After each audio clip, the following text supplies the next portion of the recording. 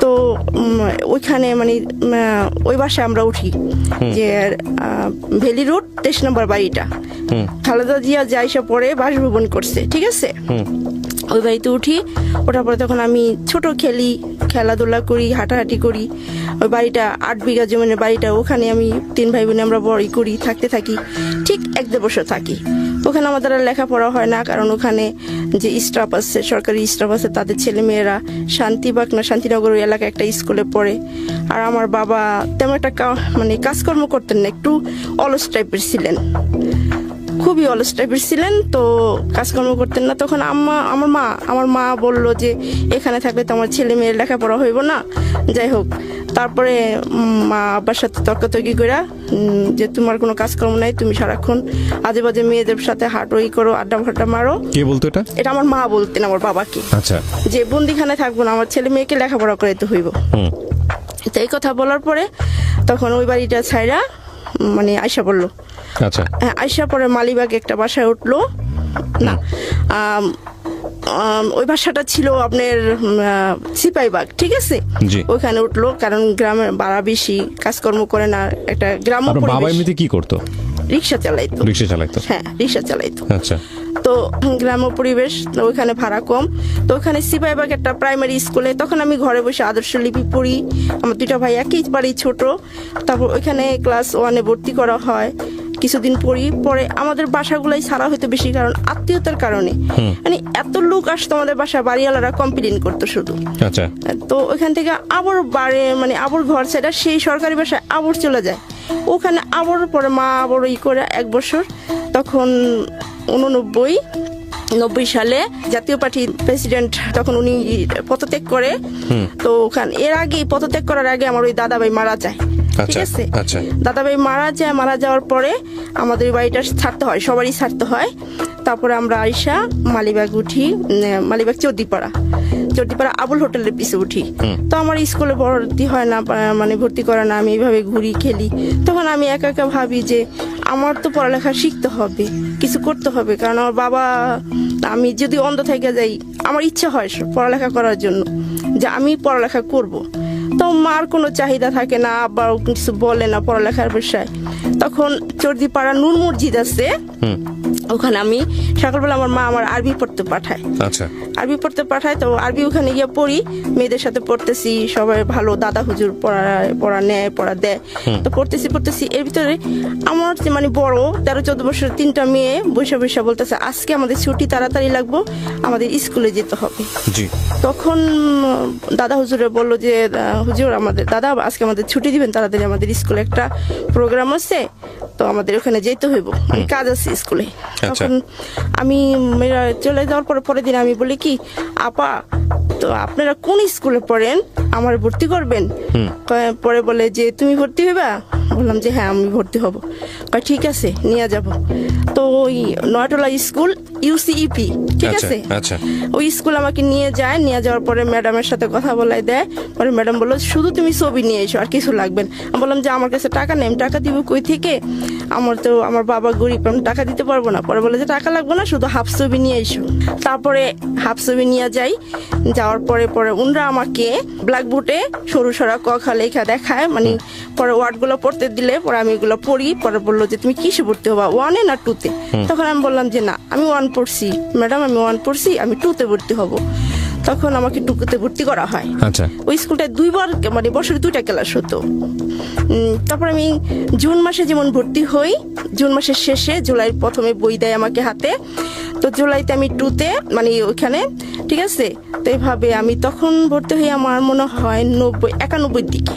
আচ্ছা, 91 দিকে ভর্তি হই।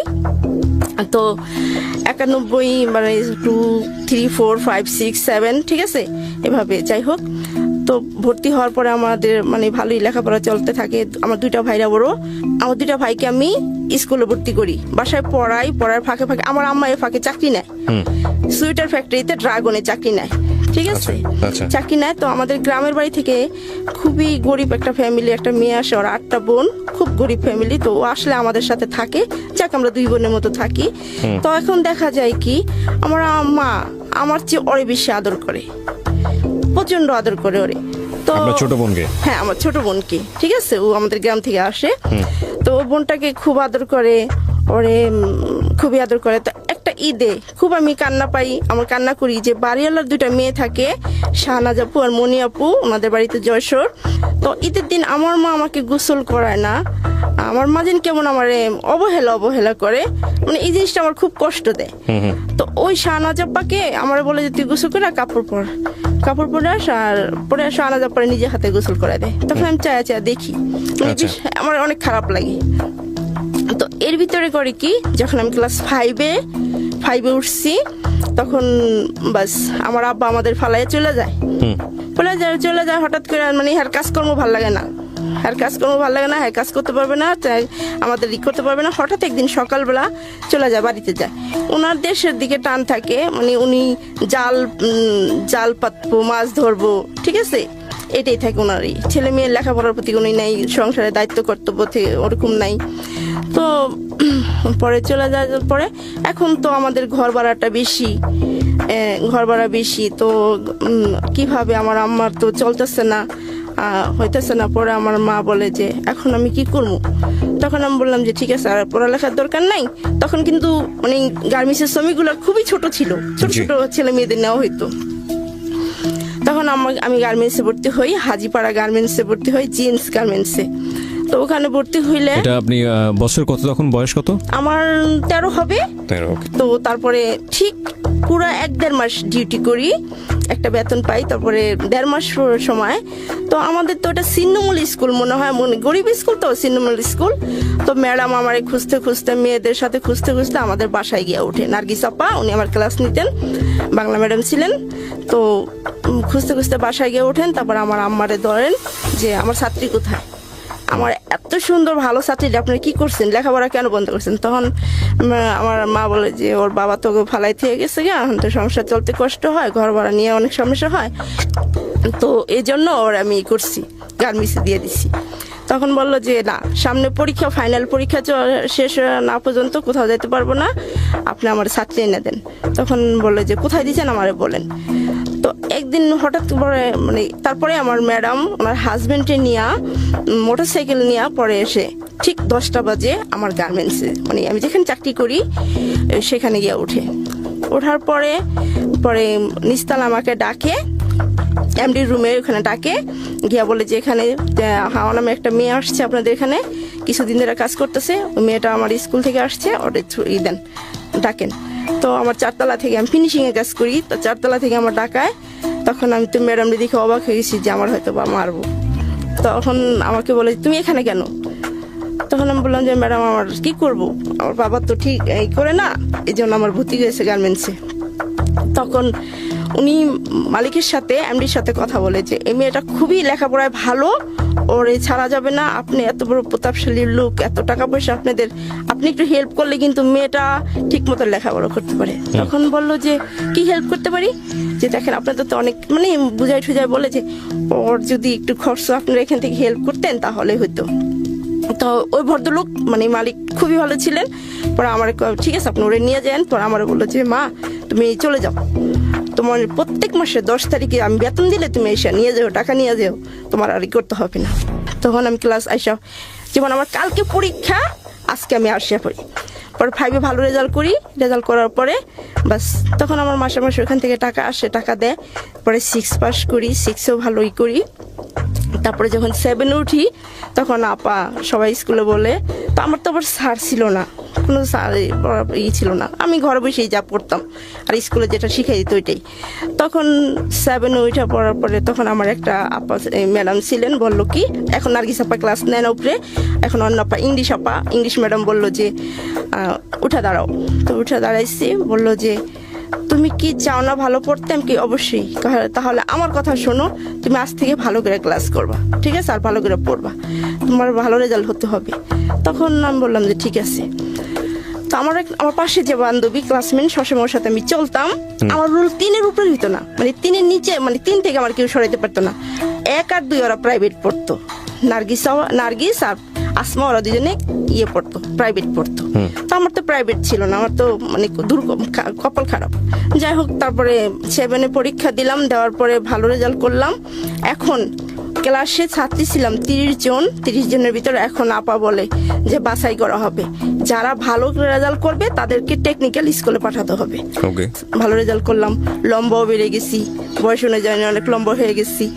তখন আপা বললো কি যে তোর তো কপাল খারাপ, তুই কি নিবি বেসা? তো টেকনিক্যালে আছে যে যারা ভালো রেজাল্ট করে তাদের মানে কম্পিউটার শেখানো হয়, তারপরে ইলেকট্রনিক শেখানো হয়, টিভি সারে টিভি বানায় এগুলা, ঠিক আছে। তো আসমা ওরা চান্স পেয়ে গেল টিভিতে, মানে এখন ওরা সোনিতে কাজ করতেছে, কেউ ন্যাশনালে কাজ করতেছে। তো আমাকে বললো যে তুই কি করবি? আমি বললাম যে ম্যাডাম আমি কি করব? বললাম আমি আমাকে মারে জিজ্ঞেস করিনি। তো বাসায় আসলাম, মারে বললাম যে মা কি করব, ওখানে 2 বছরের কোর্স থাকতে হবো, আমার পড়াইতে হবো, প্রাইভেট পড়াইতে হবো। তখন বললো যে না, আমার পক্ষে সম্ভব নয়, তো দেখতেই আসছিস। তো আমি কি করব?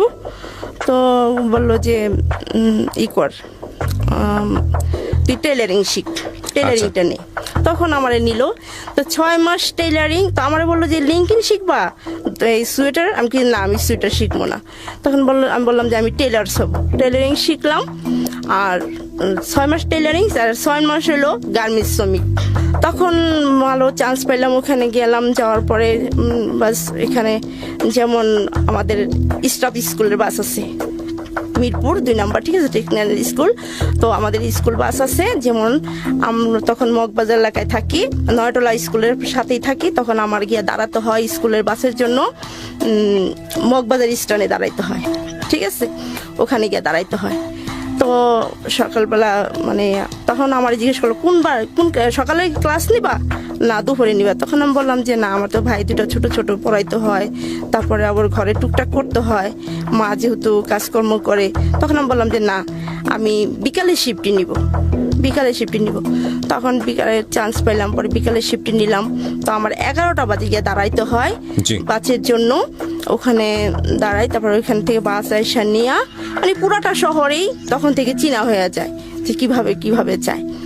1 বছর ক্লাস করার পরে ওখানে পরীক্ষা হয়, ওখানে কাজের উপরে পরীক্ষা হয়।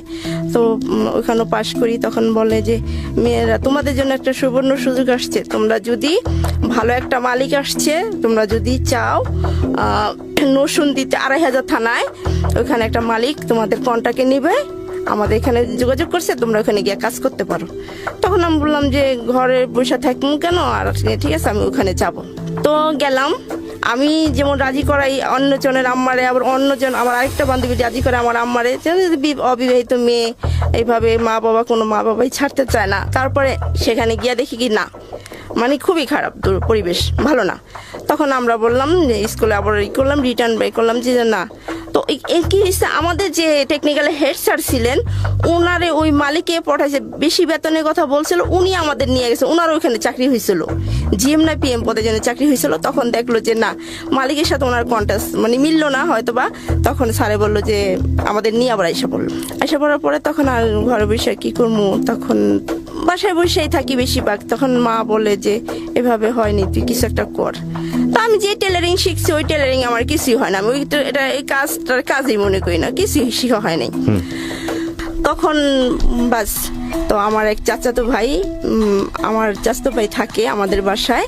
তো ওনার সাথে আমার মানে উনি আমার খুব পছন্দ করতো, খুবই পছন্দ করতো। তো প্রপোজ করার পরে তখন আমি বললাম যে না, এটা হয় না। তারপরে যাক একটু করে হয়ে গেল, দুজনের ভিতরে একটা আন্ডারস্ট্যান্ডিং হয়ে যাওয়ার পরে তখন আমরা দুজনে শপথ করলাম, ঠিক আছে। শপথ করার পরে মানে চলতেছে, কেউ জানে না, এভাবে চলতে থাকে। 4-5 মাস হয়ে যায়, কিন্তু ছেলেটা এতই ভালো, কখনই খারাপ নজরে দেখেন নাই। ও আমার আপনি বলতো, আমি ওর আপনি বলতাম। একটা কথা কি ভাইয়া জানেন, রহস্যময়, যে ওর সাথে আমি কোথাও কোনোদিন যাই নাই, ওর সাথে আমি কোনোদিনও কোথাও কোনো সিনেমা ছবি মানে গল্প কোথাও কোনোদিন যাই নাই।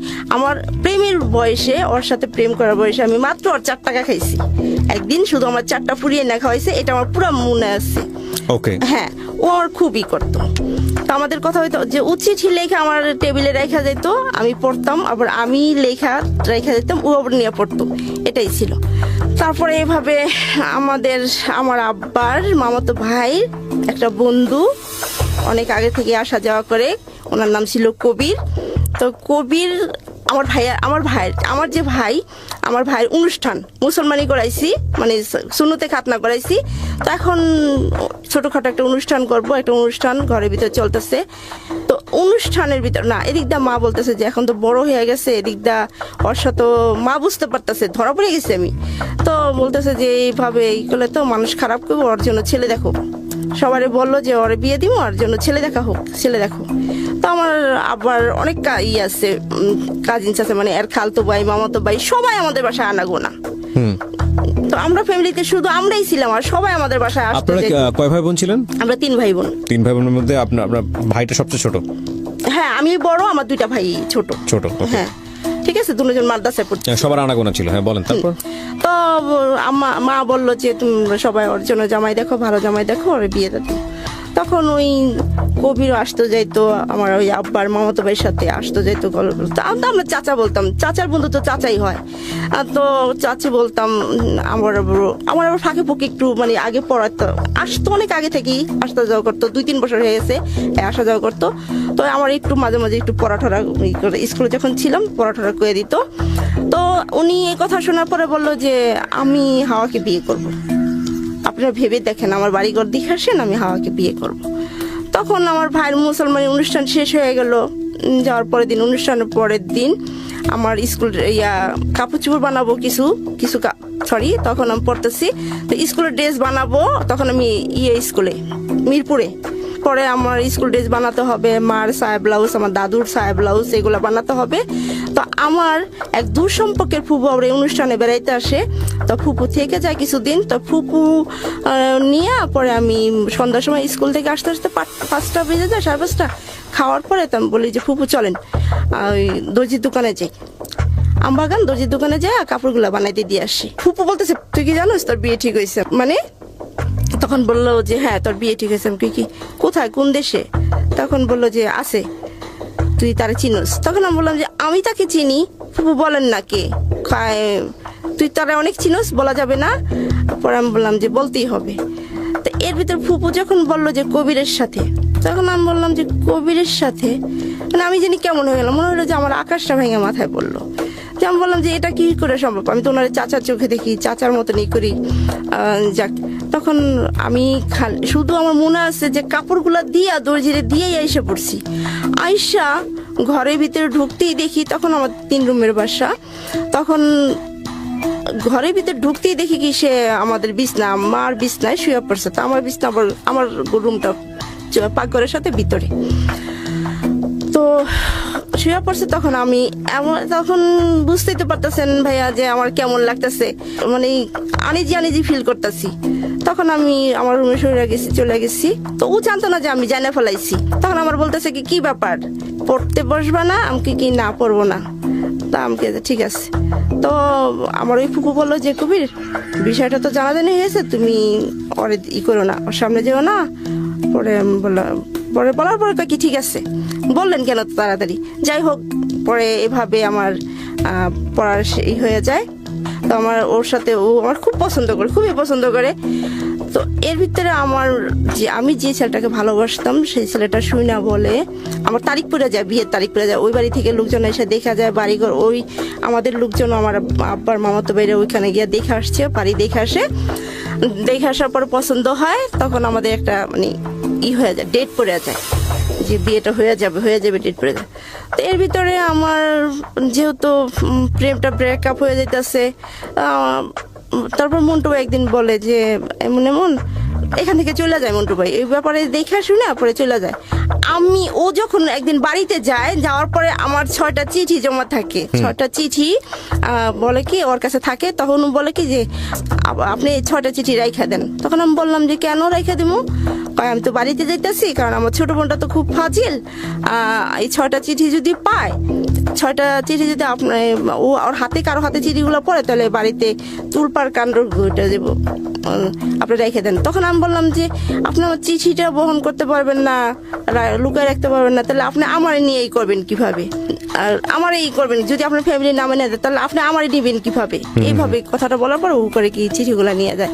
তো ঠিক ওর বোনের বাড়িতে যাওয়ার পরে ভাই তো বড়, তো ওর বোনের পকেটে হাত দেয়, হাত দেওয়ার পরে চিঠিগুলো পায়। তো চিঠির অবশেষে ইতি আমার নাম লেখা থাকে, ইতি পরে আমার নামটা লেখা থাকে। তখন ওই চিঠিগুলো আমার চাস্তো বোন, ওর যে বোন দেয়, ওর মার কাছে দেয় যে দেখো মা, তখন ও আবার 6 পড়ে, দেখো মা ভাইয়া না হাওয়া পার সাথে প্রেম করে। তো এই কথাগুলো জানাজানি হয়ে যায়, খুব জানাজানি হয়ে যায়। তখন ওরা ওর বাড়িতে অনেক বকাবাদ্য করে, ওরা নাকি দাও নিয়ে কাটতে উঠে যে এটা কিভাবে সম্ভব, ওদের কি আছে এই বিষয়ে ওরা করে খুব। তো আয়সা মন খারাপ করে আর আমার কি এগুলো বলে না, বলে যে চিঠিগুলো বললাম রাখতে, রাখলেন না, এখন দেখেন কি আগুন লাগছে। তখন আমি কি ঠিক আছে আগুন লাগছে যখন তো নিবানো যাবে, এই কথা বললে বাস শেষ। তো এর ভিতরেই কিছুদিন পরেই দেখতেছে যে না, তারপরেও থামতেছে না, চলে যেতেছে। এর ভিতরে আমার ওই চাচা আসে, চাচা আইসা বলে আমার বাবারে, আমার মারে বলে যে তোর এই মেয়ে বিয়ে দিবি, তোর মেয়ে কি আমার ছেলের জন্য রেখে দিছস, হ্যাঁ তোরা কি মানে এই অনেক কথা হয় আমাদের আব্বা আর চাচার ভিতরে পড়ে যে যত খরচ আছে আমি দিব, তোর মেয়ে বিয়ে দে। তখন আমার আব্বা বলে যে মেয়েটা যখন আমার, তা বিয়েটা আমি দিতে পারবো, খরচ আমি করতে পারবো। এই বলার পরে বাস তখন মা আমাকে অনেক মারে, তারপরের দিনে দরজা লাগায় অনেক মারে, মারার পরে তখন সবাই বইলা দেয় যে ওর জন্য জামাই দেখরে বিয়ে দিব। এর ভিতরে ওই যে বললাম যে কবির, ঠিক আছে কবির নিজেই বলে যে হ্যাঁ আমি হাওড়ে বিয়ে করব। তখন আমাদের ডেট হয়ে যায়, বিয়ের ডেট পরে কি মাসটা যেন থাকে, 21 তারিখে বিয়ে হবে। তখন ওই আমার মন্টু ভাই এসে বলে যে তোমার সাথে আমার কিছু কথা আছে, ওইখান থেকে চলে যায়, আগারগা চলে যায়। তখন আমাকে কি হয়েছে, কি কথা কয়, কি কথা আছে। তো আমি বললাম যে ঠিক আছে বলেন। বলে যে আমি তো তোমার কোনোদিন ছেলেরা প্রেমে পড়ে অনেক কিছুই চায়, অনেক কিছু একটা মেয়ের কাছে চায়, আমি তো কোনোদিন কিছু চাইনি তোমার কাছে, তো আমি তোমার কাছে একটা জিনিসই চাইবো, তুমি। আপনি যে এই মন্টুকে লাভ করতেন, এটা কি আপনার ফ্যামিলি জানতো? হ্যাঁ ফ্যামিলি জানতো। ফ্যামিলির পক্ষ থেকে সায় ছিল? না না ফ্যামিলি মানতো এটা? মানতো না? না মানতো না। আচ্ছা ঠিক আছে। ওর ফ্যামিলি মানতো না, আমার ফ্যামিলি মানতো না। আচ্ছা, তো আমার মন্টু- ফ্যামিলি যেটুকু মানতো কিন্তু ওর ফ্যামিলি মানতো না। আচ্ছা, তো মন্টু চাচ্ছে আপনার কাছ থেকে? হ্যাঁ মন্টু যাচ্ছে। তখন আমাকে বললো যে শুনছি প্রেমিক প্রেমিকা বা বাংলা সিনেমাতে দেখি অনেক কিছু আদায় করে, মানে অনেক অধিকার খাটায়, আমি একটা অধিকার খাটাবো, আপনি আমাকে দিবেন? তখন বললাম যে দেবার মতন হইলে বলেন দিব। তখন বললো যে আপনি আর যার মনে তারে বিয়ে করেন, তাতে সমস্যা নেই, কিন্তু আপনি কবিরকে বিয়ে করবেন না। তখন আমি বললাম কেন, কি হয়েছে? তখন বললো যে আপনি তো জানেন না, মধুবাগ মাঠে বসে কবিরের সাথে আমার হাতাহাতি হয়ে গেছে। আমি কি কোন বিষয়? ও আমার টিটকারি দিয়া কথা বলে যে প্রেম করলে এখন আমি বিয়ে করব, ওকে, আমি বিয়ে করব, দেখছস কে জয় হইলো, মানে এই কথা বলছে। ওকে। বলার পরে বললো যে ঠিক আছে। ও আবার পরে মন্টু বলছে যে যদি আমি ভালোবেসে থাকি মেয়েটারে তাহলে তুই কোনোদিনও পাবি না। মানে ওই ছেলেটাও আপনাকে ওই ছেলেটার নাম কি ছিল? কবির। কবির, okay. হ্যাঁ, তো আমি যদি ভালোবেসে থাকি, আমি সত্যিকারই ভালোবেসে থাকি, তাহলে তুই কোনোদিনই ওরে পাবি না, আমি যখন পাবো না তোরে পাইতে দিব না। তখন বলার পরে আমি বললাম কি হয়েছে, এই নিয়ে গ্যাঞ্জাম হয়েছে? হ্যাঁ এই নিয়ে গ্যাঞ্জাম হয়েছে। আপনার কাছে আমি জীবনে কিচ্ছু কোনোদিন চাই নেই, আমরা ভাই বোনের মতো রয়েছি, মাঝে আপনার সাথে আমার খুব ভালো লাগছে, আপনার আমি ভালোবাসছি, বাট পাপ করি নেই, এখানে এক বিন্দু পাপ নাই, কোনোদিন আপনার আমি হাত ছুঁয়েও দেখি নেই যে হাতটা কি নরম না শক্ত। আমি কি ঠিক আছে বলেন, শুধু আপনি কবিরকে বিয়ে করবেন না, আর যা ইচ্ছা তাই করেন। এটা আপনাকে কে বললো? এটা বলে মন্টু। আপনি করে কেন বলতেছেন? আপনার সঙ্গে তো সম্পর্ক হয়ে গেছে। সম্পর্ক হয়েছে না, আমরা সবসময় দুজন আপনাকে এটা বলতাম। সম্পর্ক হওয়ার পরেও? হ্যাঁ কথা বলো Okay. পরেও। তখন তারপরে আমাকে ঠিক আছে, তখন বলো যে এই কথাটা অন্তত রাখেন আপনি আমার, দয়া করে। তখন আমি বললাম যে ঠিকই তো, ছেলেটা আমি পাইলাম না, আমার ও পাইলো না, একটা কষ্ট সারাটা জীবন এটা নিয়ে বহন করবো। তারপর আর আমি এমনি ইচ্ছুক না কবিরকে বিয়ে করার জন্য, আমি এমনি ইচ্ছুক না, আমার ভালো লাগে না, যেহেতু আমি তাকে চাচা বলতাম, অনেক সময় অনেক কথা চাচা বাস্তির মতন বলতাম, তার সাথে আমি কিভাবে সংসার করব, এটা সম্ভব না। তখন বাস আমি কবিরকে আমি রাজি না, বিয়ে একদম তারিখ আমি রাজি না, আমি বিয়ে করবই না, আমি এখানে বিয়েতে রাজি না। আমার দাদু যেহেতু আছে, আমার দাদুরে বারবার তার সাথে মানে তার পাশ দিয়ে ঘুরি আর বলি আমি যাব না, আমি এই বিয়েতে রাজি না, আমি এই বিয়ে করবো না। ফ্যামিলিগতভাবে কি চাচ্ছিল যে কবিরের সঙ্গে বিয়ে হয়ে যাক? হ্যাঁ, ফ্যামিলিগত দুটো ফ্যামিলি ছিল, চাইছিল। তখন দাদু বলল যে কেন, মানে বারবারে বুঝায়, বুঝি না। তো কবিরও আমাদের ঘরে বেশি আসে যায়, দেখা যায় যে আমারে খুবই করে লাইক করে, দেখা যায় আমি যে জিনিস খাইতে চাই না আমার জন্য সেই জিনিস নিয়ে আসে, আমি কি খাইলে ভাল লাগবো, আমার কি করতে ভাল লাগবো, আমার ঠিক আছে এরকম সারাক্ষণ আমার পিছে লাগিয়ে থাকে। লাগিয়ে থাকার পরে যে ভাই এত আমরা ভালোবাসে, দেখা যায় যে আমি 13-14 বছরে একটা মেয়ে, 14-15 বছর একটা মেয়ে, আমি কি একটা ডিম সিলে খাইতে পারি না? খাইতে পারি। কিন্তু সে আমাকে বলে যে হাতের ভিতরে চোখলা ঢুকে পরে কাইটা দেবো, আমি সিলে দিয়ে দাও। মানে মন্টু? হ্যাঁ, না কবির। আপনাকে যে কোনো ভাবে কনভিন্স করার চেষ্টা করতেছে? হ্যাঁ, সেটাই। তখন মা বলল যে মানে আমার এত মানে খুব কেয়ার করার পরে তখন মা আমি তো কথা শুনি না। আমি এক পর্যায়ে ওর একদিন পা ধরে বলি যে আপনাকে আমি বিয়ে করবো না, প্লিজ আপনি এখান থেকে ই করেন, আমার বাঁচান। আপনি বলবেন যে আমি হাওয়ারে বিয়ে করবো না, নাহলে আমার মেরে ফেলাইবো। আমার মা খুবই জিদি, খুবই রাগী। আমার মা যখন রাগ ওঠে তখন কি বলবো সেটা থাকে না, সেন্স থাকে না। তখন কবির ভাই বললেন না, আমি তোমার এই পথ থেকে সরতে পারবো না, তাহলে আমার মুখ আমি মরে যাম, মানে আমার মরা মুখ দেখবা। তখন আমি বললাম যে আপনি সরবেন না, তাহলে আমারই সরতে হবে, আমি সরে যেতেছি। স্বাগত আরও একবার, শুনছেন জীবন গল্প। হাওয়া রয়েছেন আজকে এখানে। হাওয়ার জীবনের সিক্রেটস। সে আসলে প্রান্তিক পর্যায়ের ইকোনমিক স্ট্যান্ডার্ডের একজন মানুষ, এবং সেখান থেকে তার যে বলা, তার যে বোঝা, সেভাবেই আমরা বলা এবং বোঝার চেষ্টা করছি। কারণ এই অনুষ্ঠানগুলোর লিসনার্সরা অনেক বেশি ওয়াইড রেঞ্জের, একেবারে সমাজের নিচুতলা থেকে শুরু করে বিদেশে high class, social high class maintain করেন, এরকম অনেক মানুষ এই অনুষ্ঠানগুলো শোনেন, এবং সব ধরনের মানুষরাই যেহেতু এখানে আসেন, সুতরাং হাওয়াও এখানে মোস্ট ওয়েলকাম। তো হাওয়া, যেখানটা আমরা ছিলাম, বলুন তারপর। তো আমি রাগ করে আমার বান্ধবীর বাসায় চলে যাই। ওকে বান্ধবীর বাসায় চলে যাই। তখন 2 দিন থাকি ওখানে। 2 দিন থাকার পরে আব্বা গিয়ে আবার নিয়ে আসার পরে মা কয় কেন যাবি না? যাব না, আমি এই বিয়েতে রাজি না। পরে মা আমার দরজা জানলা বন্ধ করে বড়ি হাতে নিচ্ছে যে মেরে ফেলাইবো, কেন রাজি না। পরে আমার দাদু ছিল, আমার দাদু পরে আমার বাঁচাইছে কি বলছে যে দাদু কান্না করে গেছে যে যেখানে ও রাজি না সেখানে দিয়া লাভ কি, যদি পরে একটা দুর্ঘটনা ঘটে গেল, বিয়ের পরে দরকার নেই, বাদ দাও। তখন আমি মারে বলছি যে মা আমাকে যেখানে মনে সেখানে বিয়ে দাও, যার কাছে মনে তার বিয়ে দাও, আমার তাতে কোনো আপত্তি নাই, কিন্তু আমি তাকে বিয়ে করবো না, আমি কবিরকে বিয়ে করবো না। তো মা বারবার একটা প্রশ্ন করে, করবি না কেন, সমস্যা আমার বলবি তো। আমি ওই কথা আর ভাঙি না যে মন্টু ভাইয়ের সাথে ওয়াদা করছে যে আমি কবিরকে বিয়ে করবো না। তখন পরে যাক, এটা ভেঙে গেল, আর হইলো না বিয়েটা, বাস। তারপর আমরা বাসা চেঞ্জ করি, নয়তলা থেকে আবারও ডাক্তারগুলিতে আসি, মালিবাগ ডাক্তারগুলি, ওইখানে ওই বাসায় আসার পরে তখন আমার সোয়েটার ফ্যাক্টরিতে চাকরি করে না, আব্বা থাকে, আব্বা কাজকর্ম করে, আর মা ছোটখাটো কাজ করে। ঠিক আছে, ছোটখাটো একটা কাজ করে, মানে পাশেই একটা ফ্ল্যাটে কিছু স্টুডেন্ট, ভার্সিটি স্টুডেন্টরা থাকে, তখন ওইখানে রান্না করে। তো মালিবাগ আসলাম, ওখানে এসে করলাম, বাসা নিল, ওখানে বসেই বাস। তো পাশাপাশি মা যে বাসায় এই রান্না করার কাজটা করে, তারপরে একটা বাসা থাকে, একটা সাপড়ার একটা বাসা থাকে, ওইখানে একটা ফ্যামিলি থাকে, আমাদের দেশেরই একটা ফ্যামিলি থাকে। সেই ফ্যামিলিতে যার সাথে আমার বিয়ে হয়, এই যে শুরু। তখন একদিন সন্ধ্যাবেলা আমার আব্বা হঠাৎ করে কি নিয়ে দিন একটা রামপুর একটা গ্যাঞ্জাম করে বাড্ডা থানা, তখন বাড্ডা থানায় হয় মামলা হয়। মামলা হওয়ার পরে সন্দেহ একটা কেসে আমার বাবা পড়ে যায়। সন্দেহ কেসে পড়ে যাওয়ার পরে এখানে আব্বারে নিয়ে যায়, মানে থাকার পরে জেলখানায় ছিল 8 দিন।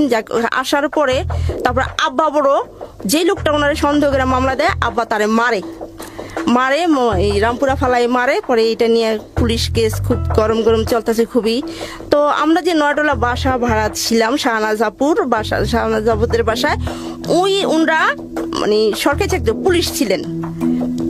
তো ওই পরিচয়ে যখন মা ওই বাসায় গিয়া বলছে যে আপনার ভাই তো কেসে পড়ে গেছে, পরে ওই আঙ্কেলটা, ওই শাহনাজাপুর বাবা আব্বারে সারাই ঠারাই আনে। তো এর ভিতরে আমরা মালিবাগে আসি, 2 মাস 3 মাস হয়ে গেছে, আসছি নতুন এলাকা, কাউকে চিনি না জানি না, ডাক্তারগুলি। ঠিক আছে, তো একদিন সন্ধ্যাবেলা আমার 2 ভাই পড়তে বসছি ঘরে। আমি মানে সন্ধ্যাবেলা বাড়িতে ওই বাড়িতে কারেন্ট ছিল না, ইলেকট্রিসিটি ছিল না। তো আমি আর ওই যে মন্টু ভাই আবার আসে, ঠিক আছে, মাঝে মাঝে আসে আমাদের বাসা, আসে যেহেতু চাচতো ভাই আসে। তো একদিন সন্ধ্যাবেলা আমি আসে দরজায় সামনে দাঁড়ায় দাঁড়ায় কথা বলতেছি, চারিদিকে প্রায় অন্ধকার হয়ে গেছে, আর আমার দুই ভাই রুমের ভিতরে পড়তেছে। এর ভিতরে একটা লোক আসে। তো ওই বাসায় বড় ওয়ালটা অর্ধেক ওয়াল, হাফ ওয়াল, মানে Okay. দেখা যায় কেউ আসতেছে কিনা, এটা দেখা যায়। ওকে। তো সন্ধ্যাবেলা একটা ছেলে কালো করে একটা গোলাপি কালারের শার্ট গায়ে দেখলাম বাড়ির ভিতরে আসছে, বাড়ির ভিতরে ঢুকতেছে। ঢোকার পরে বললো কি যে এখানে কি ফরিদপুরের লোক থাকে? তখন মাদারীপুরের কেউ তেমন একটা বলতো না, যে ফরিদপুর বলতো, যে ফরিদপুরের লোক থাকে। তখন আমি বললাম যে আল্লাহ, থানা থেকে মনে হয় আসছে, লোক ঠোক আসছে। আমি কি না, এখানে কোনো ফরিদপুরের লোক থাকে না। তো ওই ছেলেটা বললে, মানে এই লোকটা আইসা বলতেছে, ঘরে ধরে আইসা পড়ছে যে থাকে তো। আমি কি না, থাকে না। এইভাবে আমি বললাম যে না, এখানে থাকে না, ফরিদপুরে কোনো লোকই থাকে না। মেয়েকে ধাক্কা দিয়ে মানে এটাই খারাপ ব্যবহার করে বাড়ি থেকে বাইর করে দিই। তো বাইর করে দেওয়া দড়ি। আর এর ভিতরে মন্টু ভাই কয় কি, আপনি এরকম করতেছেন কেন? লোকটা আসছে কিসের জন্য আমি শুনি। আমি কি না, এরা থানা থেকে আসছে। আমি এত ভয় পাই আরে দেখা। আমি কি না, থানা থেকে আসছে, আপনি ই করেন না, বাইর করে দেন। তারপরে এইভাবে এর সাথে খারাপ ব্যবহার করার পরে বাইরে যায়, বের হয়ে যায়। তো এর ভিতরে আমার এক চাচা, আব্বার খালতো ভাই, উনি ড্রাইভিং করে। তো আমার চাচা একটা বিয়ের প্রস্তাব আনে আমার জন্য, বরিশালের ছেলে। তখন আম্মা মারে আইসা বলে যে হাওড়ে দেখতে আসবো, রেডি করে রাখো, কবে আসবো? বললো যে কবে আসবো, বললো যে কবে আসবো, সামনে এই সপ্তাহের ভিতরে আসবো। কি বলছে এটা আপনাকে? আমার আম্মারে বলছে, আমার চাচা। আচ্ছা, আমার চাচা বলছে আপনার ব্যাগ রেডি করে রাখতে বলছে? হ্যাঁ, রেডি করে রাখতে বলছে। তখন বললো যে ওরে গুছাই টুছাই রাখেন আর নাস্তা পানির ব্যবস্থা করেন, ঠিক আছে। তখন যাই হোক, পরে আমার দেখতে আসে, বরিশালে একটা ছেলে দেখতে আসে সকালবেলা, 5-7 জন মানুষ দেখতে আসে। তো আমরা যাক ছোটখাটো একটা আয়োজন করি, নাস্তা পানির ব্যবস্থা করি। আমার দেখা তারপরে টাকা দেওয়া যায়। তখন তো অনেক আগের কথা, টাকার খুব মূল্য ছিল। তো আমার 300 টাকা দেওয়া যায়, দেখা যায়। তা যাওয়ার পরে বাস, আবার আমার একটা খালতো ভাই থাকে আমাদের বাসায়, আসে। তো আমার খালতো ভাইটা আবার আমার দেখায় ঠেকায়। তো আমার খালতো ভাই মানে ওই লোকগুলো আমার 300 টাকা দিয়ে যাওয়ার পরে বসে আমার দুই মানে আমার ভাই আর আমি আমার খালতো ভাইটার সাথে দুষ্টামি করতেছি, বলতেছে আমার টাকার ভাগ আছে। তখন আমি বললাম যে কত টাকা? 150 টাকা। আমি কি মুখটা তো মানে এইভাবে দুষ্টামি করতেছি, মুখটা তো আপনার দেখে না, দেখছে আমার, তাহলে 100 টাকা। এইভাবে যাক টাকা মানে ভাগ বাটার করতেছি।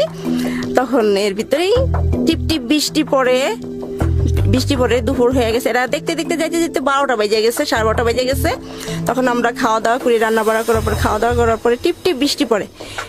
তো আমি করছি কি, শুয়ে রইছি। এর ভিতরে দেখি যে আমার মা আগে ঢুকলো ঘরের ভিতরে, তারপরে পিছে হইলো লোক। ওই যে ছেলেটার আমি সন্ধ্যার সময় বাড়ি থেকে বের করে দিছি, যে এই বাসায় কেউ থাকে না, ফরিদপুর লোক থাকে না। সেই ছেলেটা, তার সাথে একটা মুরব্বী মহিলা, বয়স্ক মহিলা, তারপরে পাশে আমার মতো নিয়ে একটা মেয়ে, মানে একটা যুবক মেয়ে, তার কোলে একটা ছোট বাচ্চা। তখন দেখলাম যে এরা ঘরের ভিতরে ঢুকতেছে। ওকে।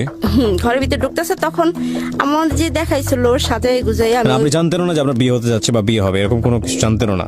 না, ওই যে সকালবেলা দেখে গেছে আমারে। তারপর দেখি তখন তো আপনার মন্টুর সঙ্গে সম্পর্ক আছে? হ্যাঁ, সম্পর্ক আছে আমাদের, ঠিক আছে, Okay. সম্পর্ক আছে। কবির তো চেষ্টা করে কি, কবির অফ হয়ে গেছে? হ্যাঁ, কবির অফ হয়ে গেছে, ঠিক আছে। তখন সকালবেলা যে বরিশালের লোকগুলা দেখা গেল। তো বিকালবেলা টিপ বৃষ্টি পড়তেছে, কাপড়গুলা বাইরে। তো আমি শুয়ে রইছি, আসলে যেটা বলে কল্পনা, ঠিক আছে, যে ভাবতেছি বিয়েটা হয়ে যাবে, এরকম একাকে ভাবে করতেছি। এর ভিতরে দেখি আমার মা ঢুকতেছে, মার পিছে আরো 3-4 জন লোক। তখন মা বললো যে উঠা বাইরে কোন কাপড়গুলো আনো। তো আমি লাফ দিয়া এরা এসব চেয়ারে বসলো। বসার পরে বাস আমি এর সামনেই, এই ছেলেটার সামনে আমি এমন ভাবে লাফ দিছি যে বলার বাইরে, এক লাফে বাইরে এসা। তো আমি কাপড় নামাইতেছি আর জানলাটা দেখতেছি, বাইরে থেকে দেখতেছি যে এরা কি করতেছে, এদের চাওয়া পাওয়াটার ভাবভঙ্গিটা কি। এখন দেখি এই ছেলেটা শুধু আমার দিকে তাকাই রইছে, আর যে ওর যে চাচতো বোন আসছে সাথে, ওর চাচতো বোনটাও আমার দিকে তাকায় হাসতেছে, আর দুই ভাই বোনে জানি কি বলতেছে। তখন আমি আমার ওই রুমে চলে গেলাম। ওই রুমটার ভিতরে চলে কাপড় চোপড় নিয়ে চলে গেলাম। তারপরে তো আমি কি করছি ভাইয়া, আমি শাড়ি খুলে মানে পেটিকুট খুলি নাই, ওর উপরে জামা পরছি। জি। ঠিক আছে, তখন আমি মা বললো যে কাপড় চেঞ্জ করো, পরো। তারপরে মা কইলো যে কাপড় চোপড় পরো ঠিক মতন। আর সে পরলাম, পরার পরে কে দিকে আসো, এগারো আসো। এগারে গেছি, যাওয়ার পরে নাস্তা পানি এদের দিচ্ছে, এদের সাথে সামনে গিয়ে বসলাম, এরা কথাবার্তি বললো। তারপরে সন্ধ্যা হইলো, এরা চলে গেল। চলে যাওয়ার পরে কিছুদিন পরে হঠাৎ করে এই যে ছেলেটা আমার দেখে আসলো, ওর নাম হইলো শাহজাহান। ঠিক আছে, তা এ কি করলো, এর মেজু বাইরে পাঠাইলো যে আমি এক মেয়ে দেখে আসছি, মেয়ে আমার পছন্দ হয়ে যায়, আপনারা যান দেখে আসেন। তো আমার গিয়ে আমার মেজু ভাসুরে দেখলো, দেখার পরে বললো যে হ্যাঁ এই মেয়ে চলে। তারপরে 15 দিনের ভিতরে আমার বিয়ে ঠিক হয়ে যায়। ওকে, তো আপনার কথা জিজ্ঞেস আপনার কাছ থেকে অনুমতি নেয়নি? হ্যাঁ নিশ্চয়ই। আপনি রাজি হলেন? হ্যাঁ রাজি হয়েছি। মন্টুকে প্রেম করার অবস্থায় আপনি রাজি হয়েছেন? না, আমি তো ওটা তো হয়ে তখন তো তার বাপ মা নিব না। আমি তো ওর মন্টু তো বলেই দিছে যে তুমি যার কাউরে বিয়ে করো, অন্য কাউরে বিয়ে করো, তুমি কবিরকে বিয়ে করো না। আচ্ছা, তার মানে মন্টুর জায়গা থেকে আপনাকে বিয়ে করার কোনো ইচ্ছা ছিল না? না না, সেটাই, কোনো ইচ্ছা ছিল না। আপনার ইচ্ছা ছিল? আমার ইচ্ছা ছিল, এখন তো ফ্যামিলির কারণে হচ্ছে না, দুইটা ফ্যামিলি মেনে নিয়েছেন আপনি? মেনে নিয়েছি, Okay, মেনে তারপর? নিয়েছি, দুজনই মেনে নিয়েছি। তখন তারপরে কিন্তু আমাদের যে মানে বন্ধুত্বের মতো সম্পর্কটা রয়ে গেছে। আর তার সাথে আমার এমন কিছু হয় নাই যে আমরা বন্ধুত্বের মতো নিয়েছিলাম। তখন 15 দিনের ভিতরে আমার বিয়ে ঠিক হয়ে যায়। তো আব্বা বাড়িতে মানে ছেলের বাড়ি ঘর দেখতে যায়, যেহেতু আমরা একই এলাকায়, পার্শ্ববর্তী এলাকা। তখন আব্বা বাড়ি ঘর দেখতে যায়। তো আমার মা বলে দেখি যে তুমি তো হুটহাট করে সব কাজ করে বসো, তো একটা কাজ করো। ওই আমার মামার কথা বলে যে ওর চাচারে, ওর মামারে, হাওয়ার চাচারে, হাওয়ার মামারে নিয়ে 3 জনে যাইবা বাড়িঘর দেখতে, ছেলের বাড়িঘর দেখতে, একলা একলা যাইবা না। তখন আব্বা কি করছে, একা একাই গেছে সেই বাড়িতে। যাওয়ার পর আমার শাশুড়ি খুব ভালো আপ্যায়ন করছে। আমার আব্বার বাড়িঘর দেখে পছন্দ হয়েছে, আমার শাশুড়ির ব্যবহার আচার খুবই ভালো দেখে পছন্দ হয়েছে। আব্বার কারো মুখের দিক তাকায় নেই, কারো কথা মানে কারোর জন্য ডিসিশন নিতে একটু করে নেই, ভুল করে নেই। আব্বা একবারে তারিখ ফালাই থেকে আসছে। আপনার বয়স কত তখন? 16 বছর বয়স। পেশায় আপনি কি করছেন? কিছুই করছেন না? না, কিছুই বসে আছেন একদম? হ্যাঁ হ্যাঁ। ওকে। তখন বাস তারিখ দিয়া পরে আমাদের গ্রামের যাই, আমাদের বাড়ি ওখানে যায় দাওয়াত করছে, আমার ছোট চাচারা দাওয়াত করছে, আমার মামা বাড়িতে দাওয়াত করছে, আত্মীয় স্বজন টুকটাক দাওয়াত করে আসছে যে এই তারিখে হাওয়ার কাবিন হইব, তারা উঠাই নিব 3 মাস পরে। কাবিন হইল কাতি মাসে, আমার উঠাই নিব হইল পৌষ মাঘ ফাল্গুন মাসে। ঠিক আছে, তা যেহেতু আমরা গৃহস্থ বাড়ি, আমার শ্বশুর বাড়ি গৃহস্থ বাড়ি, তো আমার শ্বশুরে বলছে যে বিয়ে একটা করেন, আমি তো ফসল বুনছি, যেহেতু আমরা গৃহস্থ, ফসলাদি না আসলে আর বউ আনতে পারবো না উঠাইয়া। তা আমাদের ভিতরে আর কি কোনো যৌতুক চাওয়াচাই হইল না। যৌতুক চাওয়াচাওয়ার ভিতরে এটাই হইল, আমার ভাসুরে বলছিল যে আমার ভাইটা তো দেশে বউ ঠিক করছিলাম, বিয়ে করলো না, বিয়ের দিন পলায় এসে পড়লো এখানে, ওর একটাই স্বপ্ন ড্রাইভিং শিখবো। ঠিক আছে, শাহজাহান ড্রাইভিং শিখবো, আমার Okay. হাজবেন্ড। কি করতে এমনিতে শাহজাহান ওই সময়টাতে? কি করতো, এমনি টুকটাক রিক্সা চালাইতো। আচ্ছা। ঠিক আছে, ও ওর মতন চলতো, একদিন কাজ করলে করতো না, এটাই। ওকে ফাইন, বলেন তারপর।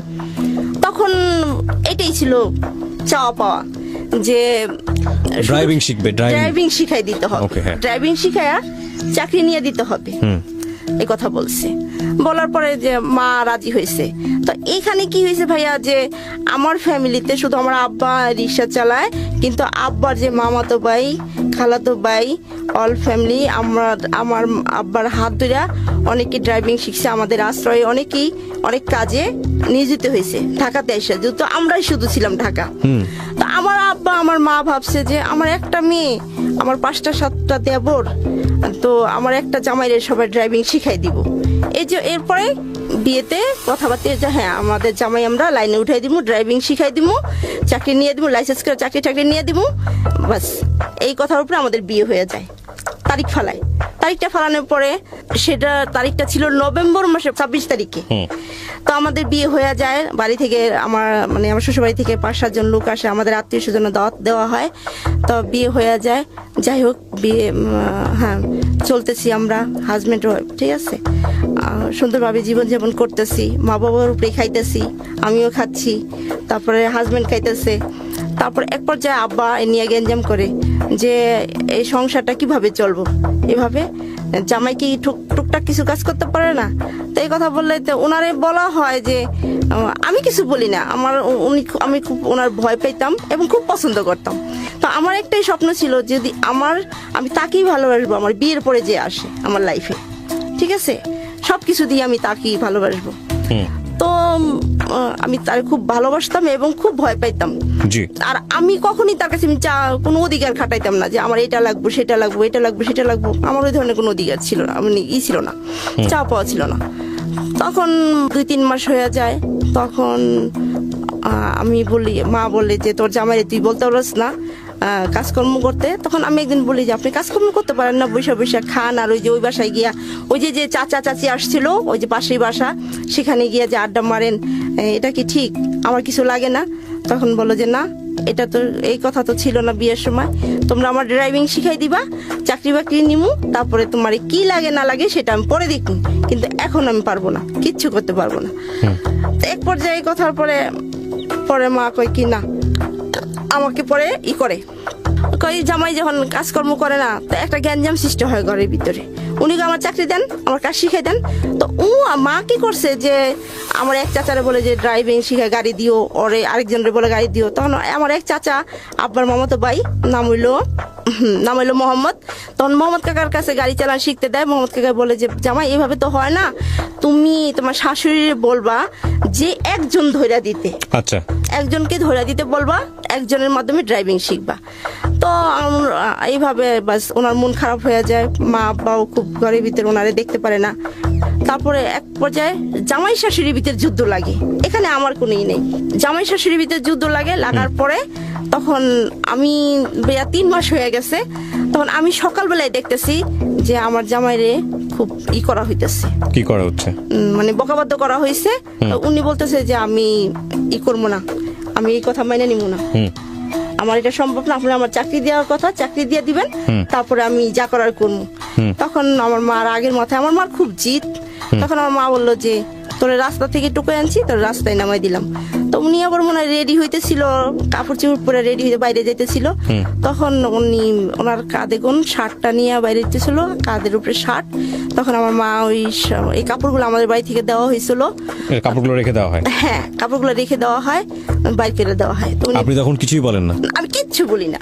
কেন বলেননি? না, আমি কিচ্ছু বলি না, আমি শুধু দেখতেছি যে করতেছে কি। আর তারপর আমি আমার মায়ের খুব ভয় পাই, আজও ভয় পাই, এখনো ভয় পাই। ওকে, ঠিক আছে, আমি কিচ্ছু বলি না, আমি শুধু কান্দি, মানে আমার একটাই কাজ করা, আমার কান্দা। ঠিক আছে। তো আমার জামাই বের হয়ে যায়, যাওয়ার পরে 2 দিন হয়ে যায়, বিগত 2-3 দিন হয়ে যায়, আমার আশেপাশে এসে দেখে। তো আমি বলি যে আমার নিয়ে চলেন। তোমার নিয়ে আমি কোথায় যাব? তোমার বাবা মা আমার কথা রাখে নাই, তোমার কথা রাখে নাই, বাস বিয়ের সময় যা কথা ছিল রাখে নাই, তুমি তোমার মতন থাকো, আমি আমার মতন থাকি। এই প্রক্রিয়া ঠিক 10-12 দিন হয়ে গেছে, উনি আমার সাথে দেখা করে না, আমি ওনার দেখি না, পাই না।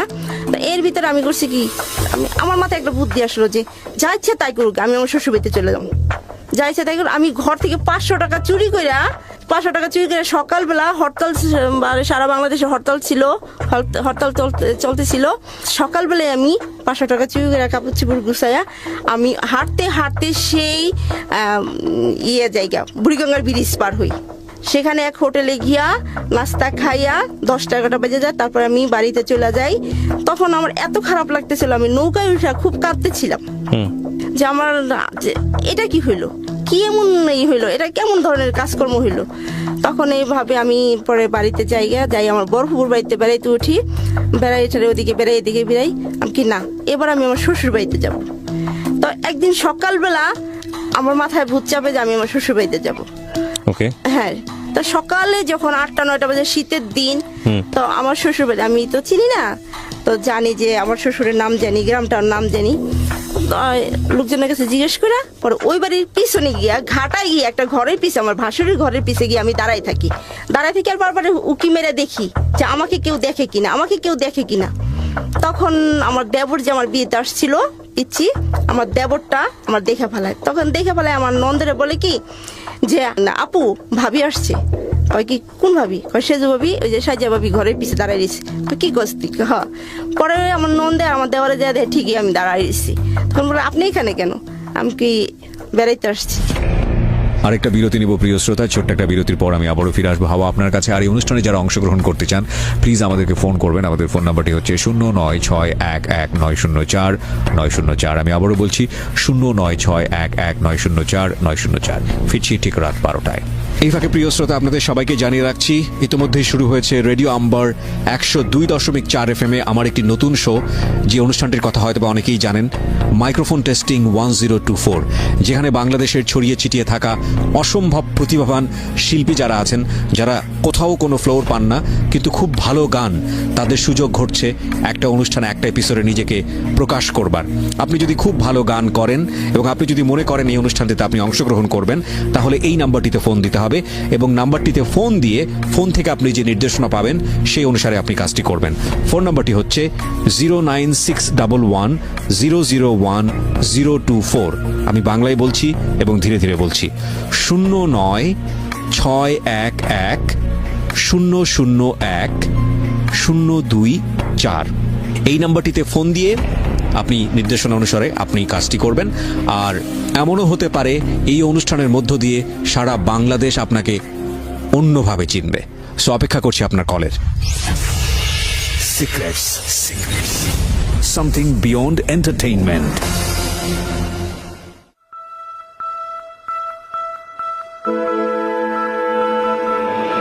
Love. Hate. Challenge.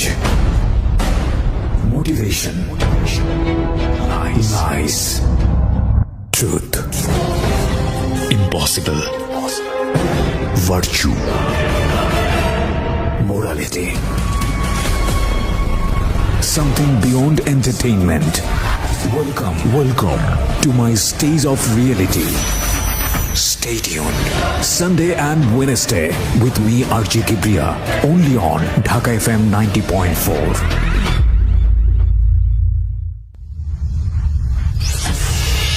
Secrets. Something beyond entertainment.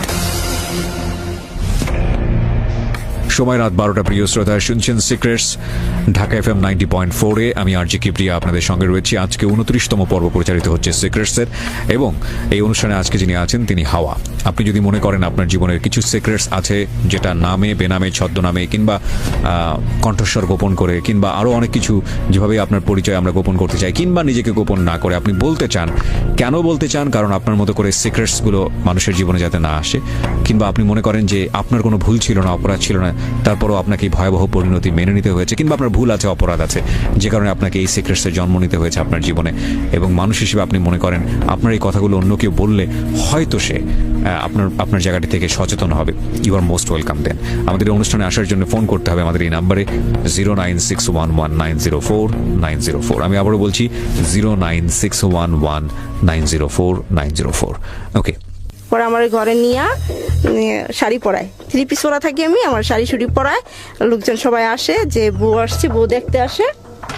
তারপরে আমার শ্বশুর তারপর আমার দেখা তাড়াতাড়ি বাজারে চলে যায়, বাজার টাজার করে করে। তো আমার মেয়ে বসে আমার দেখে জিজ্ঞেস করে কি হয়েছে তোমার, তুমি একলা একলা আসলাম কি, আপনার ভাই কম, আপনার ভাইয়া এসে পড়ছে, রাগ করে আমি এসে পড়ছি। পরে আর কি ঠিক আছে থাকো। তো আমার মেজ বছরে আমার এতই ভালো আদর করতো বলার বাহিরে। তখন আমার মেজ বছর আর কোনো দিকে তাকাইলো না, শার্টটা নিয়ে বের হয়ে গেল, ঢাকা চলে গেল, ঢাকা এসে পড়লো।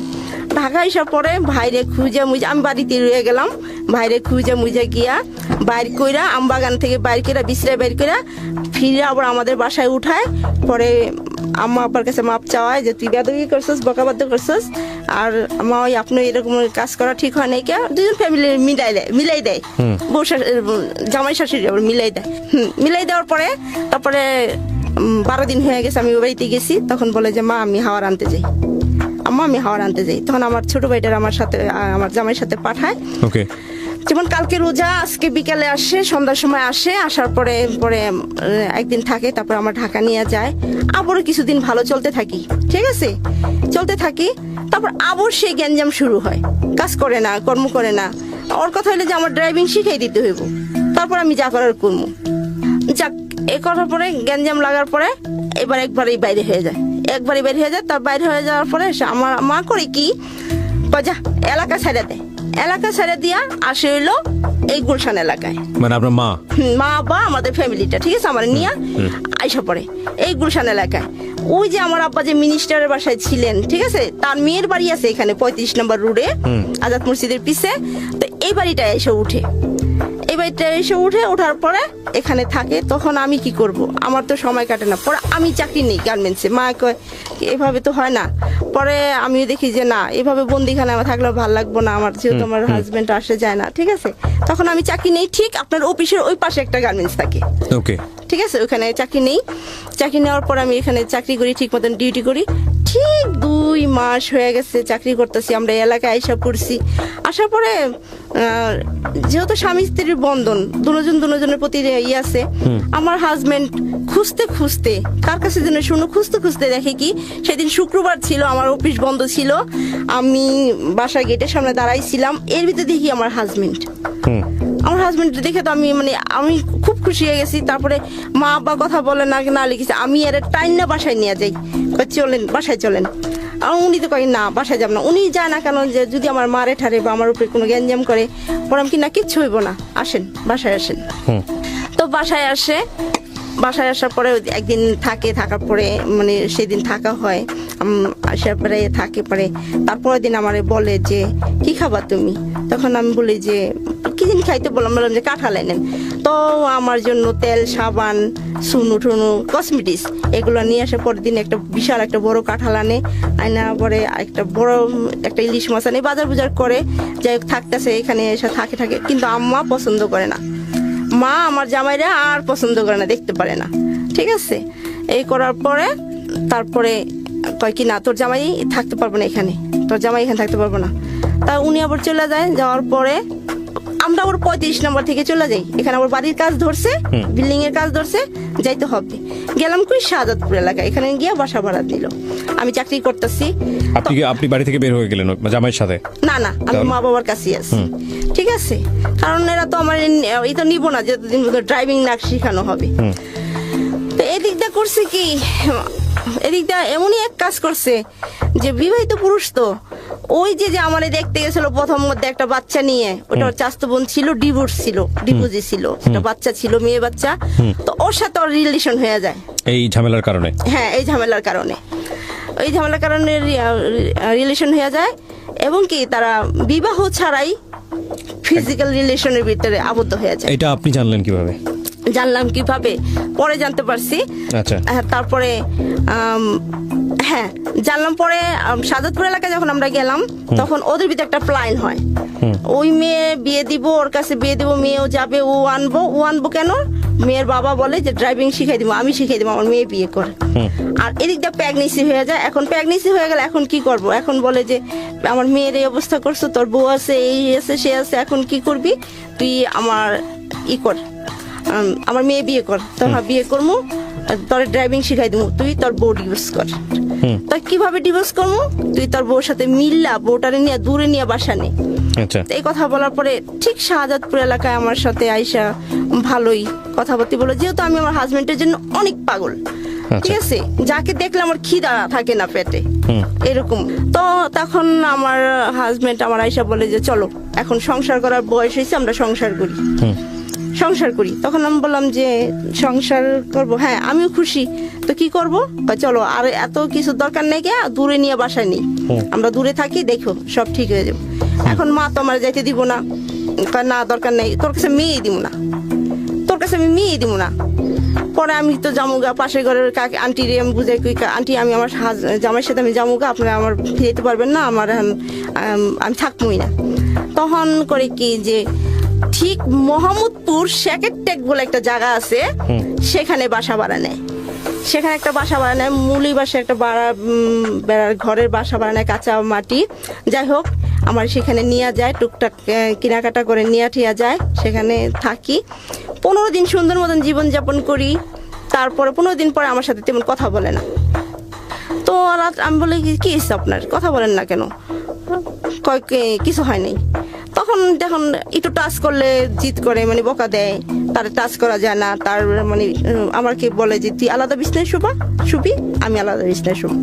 তা এরকম মানে এরকম একটা সিচুয়েশন দেখা দেয়। তখন আমি বলি যে কারণটা কি? তখন আমি তো ওরে খুব পছন্দ করি, খুব ভালোবাসি। তখন আমি বলি যে এরকম করেন কি হয়েছে? তুই তো পরে আমার বলে যে তুই তো আমার অনেক ভালোবাসিস না। আমি কি হ্যাঁ, তুই কি করতে পারবি আমার জন্য? আমি কি করতে পারবো? মরতেও পারবো, এই কথা আমি বলে ফেলাই। ঠিক আছে তাহলে মরে লাগবো না। না, এর আগেই করে কি 2-3 দিন আগে, এই 1 মাস হয়ে যায়, যেহেতু ওই বাসায় 1.5 মাস ছিলাম। হঠাৎ করে আমি বাসায় বড়সড় একটা উঠান থাকে, মেয়েদের সাথে খেলাধুলা করি, কুতকুত খেলি, সেই খেলি, সময় কাটাই, আর রান্না বাড়া করি, বাস শেষ। তখন সন্ধ্যার সময় আমি খেলতেছিলাম, কুতকুত খেলতেছিলাম। এর ভিতরে আমার হাজবেন্ড বললো কি যে রাত্রে আমি আসতে পারবো না, তুমি ঘুমাইও ঠিক মতন, পারবিন নিয়ে ঘুমাইও। তখন আমি কই কি ঠিক আছে থাকবো। আমি এখন ঘরে গিয়ে দেখি এর একটা কাপড়ও নাই। সন্ধ্যা হয়ে গেছে, ঘরে গিয়ে লাইট জ্বালাইছি, এখন দেখি এর বলতে আর কিছু নেই, যা আছে আমার। এখন আমার মনের ভিতরে কেমন লাগতেছে। আমি পরে পারবিন রে বলি কি যে আমি যার সাথে সময় কাটাই, পারবিন রে বলি যে পারবিন তোমার ভাইয়া না গেছে আমার থিয়া। বলেন কি? চুপ, মুখ বন্ধ করেন, বাড়িওয়ালা শুনলে কিন্তু পরে আপনার ঘর থেকে বাইর করে দিব। তখন আমি বললাম যে দেখো, তাই দেখেন, চুপ করে 2 দিন থাকেন, দেখেন কি হয়। তো ঘরে এমন পরিস্থিতি যে ঘরে চালও নাই, বাজার বুজার কিছু নেই, আমার এমন অবস্থায় ফালাই আসে। তো ওই মেয়েটা আমার 2-3 দিন 2 দিন খাওয়াইছে। তাই একদিন দুপুর বেলা, গরমের দিন তো, ঘরে তোর ফ্যান ট্যান কিছু নেই। ওই মেয়েটা ক্লাস 6-এ পড়ে, চেয়ারে বসে পড়তেছিল। আমি একটা মানে খেজুর পাতার পাটি বিছায়া নিচে শুয়ে রয়েছি, ঘুমাই গেছি। তো এর ভিতরে মেয়েটা কখন উঠে গেছে আমি জানি না, ঠিক 2:30-3টার মতন। তখন আমি ঘুমন্ত অবস্থায় আমার স্বামী হাজবেন্ড গিয়াও চেয়ারে বসে আমার ডাকতেছে, বলতেছে হাওয়া উঠো। তো আমি চাই দেখি উনি, আমি তুমি কই থেকে আসলা? পরে ওনারা দেখা পরে আমি উঠা টয়লেটে গেছি, টয়লেট থেকে এসে মুখ হাত দিয়ে, মানে আমি টয়লেটে গিয়ে এত কাঁদছি। পরে বলছে, কান্না করার পরে ঘরে আসছি, ঘরে আইসা পরে মাথা মতো আসতাইয়া পরে আমি কি ভালো হয়েছে, এই ঘরে এখন উনি থাকবো, আমি চলে যাম। আমি ওনার না বইলা চলে যাই। আমার এক কাকা থাকে মোহাম্মদপুর এদিকে, নূরজাহান রোডে এখানে। আমি চাচার বাসায় আসলে চাচি বেশি একটা কেয়ার করে না, আমার পেটে খুব ক্ষুধা থাকে, সেদিন আমি দুপুরে খাই না। সেখান থেকে ওর হাইটা চলে যাই, আমার মামাতো ভাই থাকে এই শ্যামলিতে, শ্যামলিতে, সেখান থেকে হাইটা সেখানে যাই, যাতে সন্ধ্যা হয়ে যায়। তো ওখানে উনি আবার ড্রাইভার থাকে, ওনার ম্যাডাম সাহেবের থাকে, ম্যারেজ ডে থাকে, সেখানে অনেক রান্না বাড়া হয়। তো আমি যাওয়ার পরে ভাইয়া বুঝতে পারছে, তো ভাইয়া জানতো যে আমি এলাকায় ভাড়া আইছি, থাকতেছি, জামাই নিয়ে একদিন গেছিলাম ও বেড়াইতে। তখন ভাইয়া আমার দেখে বুঝতে পারছে যে আমি রাগ করে আইছি। তো ভাইয়া ভাবিরে কয় যে ভাত দাও। তো ভাত দিছে, ভাত খাইতে বসে, মানে 4 রানি খাওয়া হয়েছে। এর ভিতরে দেখি কি যে আমার হাজবেন্ড সেখানে উঠছে, দেখে তোমার খাওয়া দাওয়া বন্ধ হয়েছে। পরে আমার ভাই আমার রাগ করলো যে তুই কোনোদিন একা খাবি না, তো জামাই নিয়ে বেড়াইতে আসবি, বাস জামাই নিয়ে বেড়াই যাবি, এইভাবে না তোর দেখতে না আসতে দেখি। তো আমি ঠিক আছে। ভাইয়া পরে বললো যে বাসায় নিয়ে যাও। বাসায় আসছি, পরে আমার অনেক মারার পরে বললো যে ঠিক আছে, তুই যেন আমার এতই ভালোবাসোস, তুই আমার জন্য কি করতে পারবি? আমি বললাম যে আমি তোমার জন্য মরতেও পারবো, বা ঠিক আছে মরা লাগবে না, আমি একটা যেটা করতে সেটা করবি। আমি কি ঠিক আছে করবো, কি করতে হবে? তা আমি ভাইয়া বিশ্বাস করেন, আমি ভাবিনি যে ও আমার এ ধরনের একটা কাজ করবো। ঠান্ডু করে নাম মোরে ডাক দিয়ে একটা বেবি দেখেন, একটা বেবি ভাড়া করেন। তখন সেই দিন ছিল শুক্রবার ছিল। তো রাত বেজে গেছে 11টা। তখন আমার সেখান থেকে উঠায়, আমি উঠো পরে উঠছি। পরে যখন রাস্তায় এসে বেবিতে উঠাইলো, ওই ঠান্ডুও ছিল, আমরা 2জনেই ছিলাম। ঠিক আমার ওই অবস্থায় মগবাজার কাজীর অফিসে নিয়ে আসে। আমার বলতে আমার কেউ নেই পাশে, ঠিক আছে। তো ওই যে প্লাইন পাস করছে, ও যে মেয়েটার সাথে ওর পরবর্তীতে ফ্রি হয়, ঠিক আছে, ওর দ্বিতীয় স্ত্রী হয়, ওর তো চাচা, দুঃসম্পর্কে চাচা হয়। তো ওই দেখি কি আমার ওর ওই চাচারে কাজের অফিসে, আর ঠান্ডু, তারপরে আর শুধু আমি আর ও, ঠিক আছে। এর ভিতরে কাজী বলে মেয়ের পক্ষ কে আছে? এরা কাজে মনে হয় আগেই ভাস করে রাখছে কিনা জানি না। তো মেয়ের পক্ষে কে আসছে, মেয়ে যে ডিভোর্স করবো মেয়ের পক্ষে কে আসছে। আমি এরকম হয়ে যাই, মানে শক্ত হয়ে যায়, আমি আমার কান্নাও আসে না, হাসি আসে না, মুখ দিয়ে কোনো কথা বের হয় না। তখন আমার পরিচিত, মানে আমরা যে বাসা আমার বেশি বিয়ে হয়েছে পাশে একটা ভাড়াইটা পরে আসছিল, ওনার বাড়ি নোয়াখালী। তো ওই ভাইয়াটা খুবই ভালো থাকে, ওই ভাইয়ারা ডাইকে নিয়ে যায়। ডাইকে নিয়ে যাওয়ার পরে কাজের অফিসে নিয়ে যাওয়ার পরে ই হয়েছে মেয়ের পক্ষে। পরে ওই ভাইয়া কয় কি, না আমি তো মেয়ের পক্ষে না, তুই ডিভোর্স করবি করে দে, সমস্যা নেই। তো আমার মানে এর আগে আমি যদি কাজীকে বলতাম যে আমি বিয়ে, আমি কিচ্ছু বলিনি, আমি শুধু শুধু চাইছি মানে মানে ইটা দেখতেছিলাম, পরিবেশটা দেখতেছিলাম যে তখনকার পরিবেশটা কি হইতেছিল। আমি পাথর হয়ে গেছি। তখন আমাকে ডিভোর্স করে দেওয়া হয়। ডিভোর্স করে দেওয়া হয় মানেটা কি? আপনি নিজেও সাইন করেন সেখানে? হ্যাঁ হ্যাঁ। তখন কাজী জিজ্ঞেস করে তুমি ভাত খাবে না কেন মা? ওই যে ওর চাচা, যে ঠিক আছে ওর দ্বিতীয় শ্বশুর হইব, ও বলে যে ছেলে ভালো না, ছেলে কামারি জোর করে একটা খাওয়ায় না, খোঁজ খবর নেয় না, এমন জামার দরকার কি, ঠিক আছে এই জন্য ডিভোর্স করে দিব। তখন কাজী লেখা পরে বলে যে সিগনেচার দাও। আচ্ছা, সিগনেচার দাও। আপনি কোনো কথাই বলেন না? না আমি কোনো কথা বলি না, পাথর হয়ে গেছি। কথা একটাই বলছি, ও যখন আগে সিগনেচার করা দরকার, আমি বলছি না আমি আগে সিগনেচার করব। তো আমি সিগনেচার করার পরে বাস, সিগনেচার পরে আমি পরে চিক্ষা দিছি, হাও মাও করে চিক্ষা দিছি। পরে কাজী বললো যে এখন কান্না করো কেন? তখন আমি তোমার জিজ্ঞেস করলাম তুমি তো কিছুই বললেন না, তুমি তো বুবো হয়ে গেছো গা। পরে সে কাজের অফিস থেকে বের হইলো, পরে ভাইয়া করলো যে তুই যে এরকম একটা মেয়েরে এত রাত্রে এইভাবে ডিভোর্স করে ছায়া দিলি, মেয়েটা কই যাইবো এখন, কি করবো এই মেয়েটা, কি হবে মেয়েটার? তখন আমাকে 20 টাকা সাথে যে মেয়েটা কই যাবো, মেয়েটার যে বাসায় যেতে কে 20 টাকা সাথে? আপনার হাজবেন্ড? হ্যাঁ তখন হাজবেন্ড। তার হাজবেন্ড না এক্স হাজবেন্ড? হ্যাঁ। তখন পরে আমি 20 টাকা নেই না, ভাইয়া কয় কি তো টাকা লাগবো না। তো ভাইয়া খুবই ভালো মানুষ, পরে ভাইয়া বাসায় নিয়ে আসে, ওই বাসায় তোমার বিয়ে হয়, ভাইয়া ভাবির ডাইকে উঠায়। পরে আম্মু দরজা খুলো, পরে ভাবি দরজা খুলে বলে কি যে ওরা হাত পা ধোয়াইয়া ওরে রেডি করে ই করো, ওর ভাত খাও, ফ্রেশ করে ভাত দাও, ওরে ভাত খাক। পরে ভাবি ভাত দিচ্ছে, আমি না ভাবি ভাত খাম না। আমি তো কান্না করতে থাকি, ভাবি কান্না করেন না, যা হয়েছে ভালো হয়েছে, ও আপনি জীবনও ভালো করতে পারবো না, ও নিজেও ভালো থাকবো না, আপনার ভালো থাকতে দিব না। তখন আমি ওই বাসায় থাকতে থাকি। ঠিক 3 দিনের মাথায় আমি গেটের বাইরে হই, গলির বাজারে, যেহেতু আমি পরিচিত এলাকা আমি রয়েছি এখানে, গেটের বাইরে হই, এখন দেখি আমার হাজবেন্ড, ঠিক আছে আমার হাজবেন্ড। তো আমাকে দেখা আমাদের যে ডিভোর্স হয়েছে এটা আমি ভুলেই গেছি, ও ভুলে গেছে, আমি গেছি। আমাকে দেখে বলে যে এদিকে আসো, শোনো। আমি দৌড়ে গেছি, কি হয়েছে? কয় বাড়ি যাইবা? আমি কি যাবো, মানে শ্বশুর বাড়িতে। কয় কি আমি কি কই যেতেছেন আপনি? কয় কি আমাকে বাড়িতে যেতেছি, তুমি যাবে আমার সাথে? আমি কি যাবো, চলেন। সেই অবস্থায় আমি এর সাথে গুলিস্তান গেছি গা। গুলিস্তান যাওয়ার পরে, গুলিস্তান যখন বাসে উঠছি, বাসটা খালি, বাসটা ভরে নাই, তখন আমাকে বললো যে না আমরা তো একটা গ্যাঞ্জাম করেই ফেলাইছি, একটা গ্যাঞ্জাম হয়ে গেছে গা, গ্যাঞ্জামটা মীমাংসা করতে হবে, তারপরে তোমার নিতে হবে। তুমি কাজ করো, তুমি আজকে চলে যাও, তারপর আমি বাড়ি থেকে গ্যাঞ্জাম আমি সবারে বলে নেই, তারপরে দেখা যায় কি করা যায়। এই কথা বললে আমার ভাড়া দিয়ে আবার পাঠাই দেয়। তো বাসায় আসতে সন্ধ্যা গেছে, ভাবি কই গেছিলেন? আমি কি এই তো ঘুরতে গেছিলাম, ভাবির কাছে আমি বলি না। তো ওখানে 8 দিন থাকি।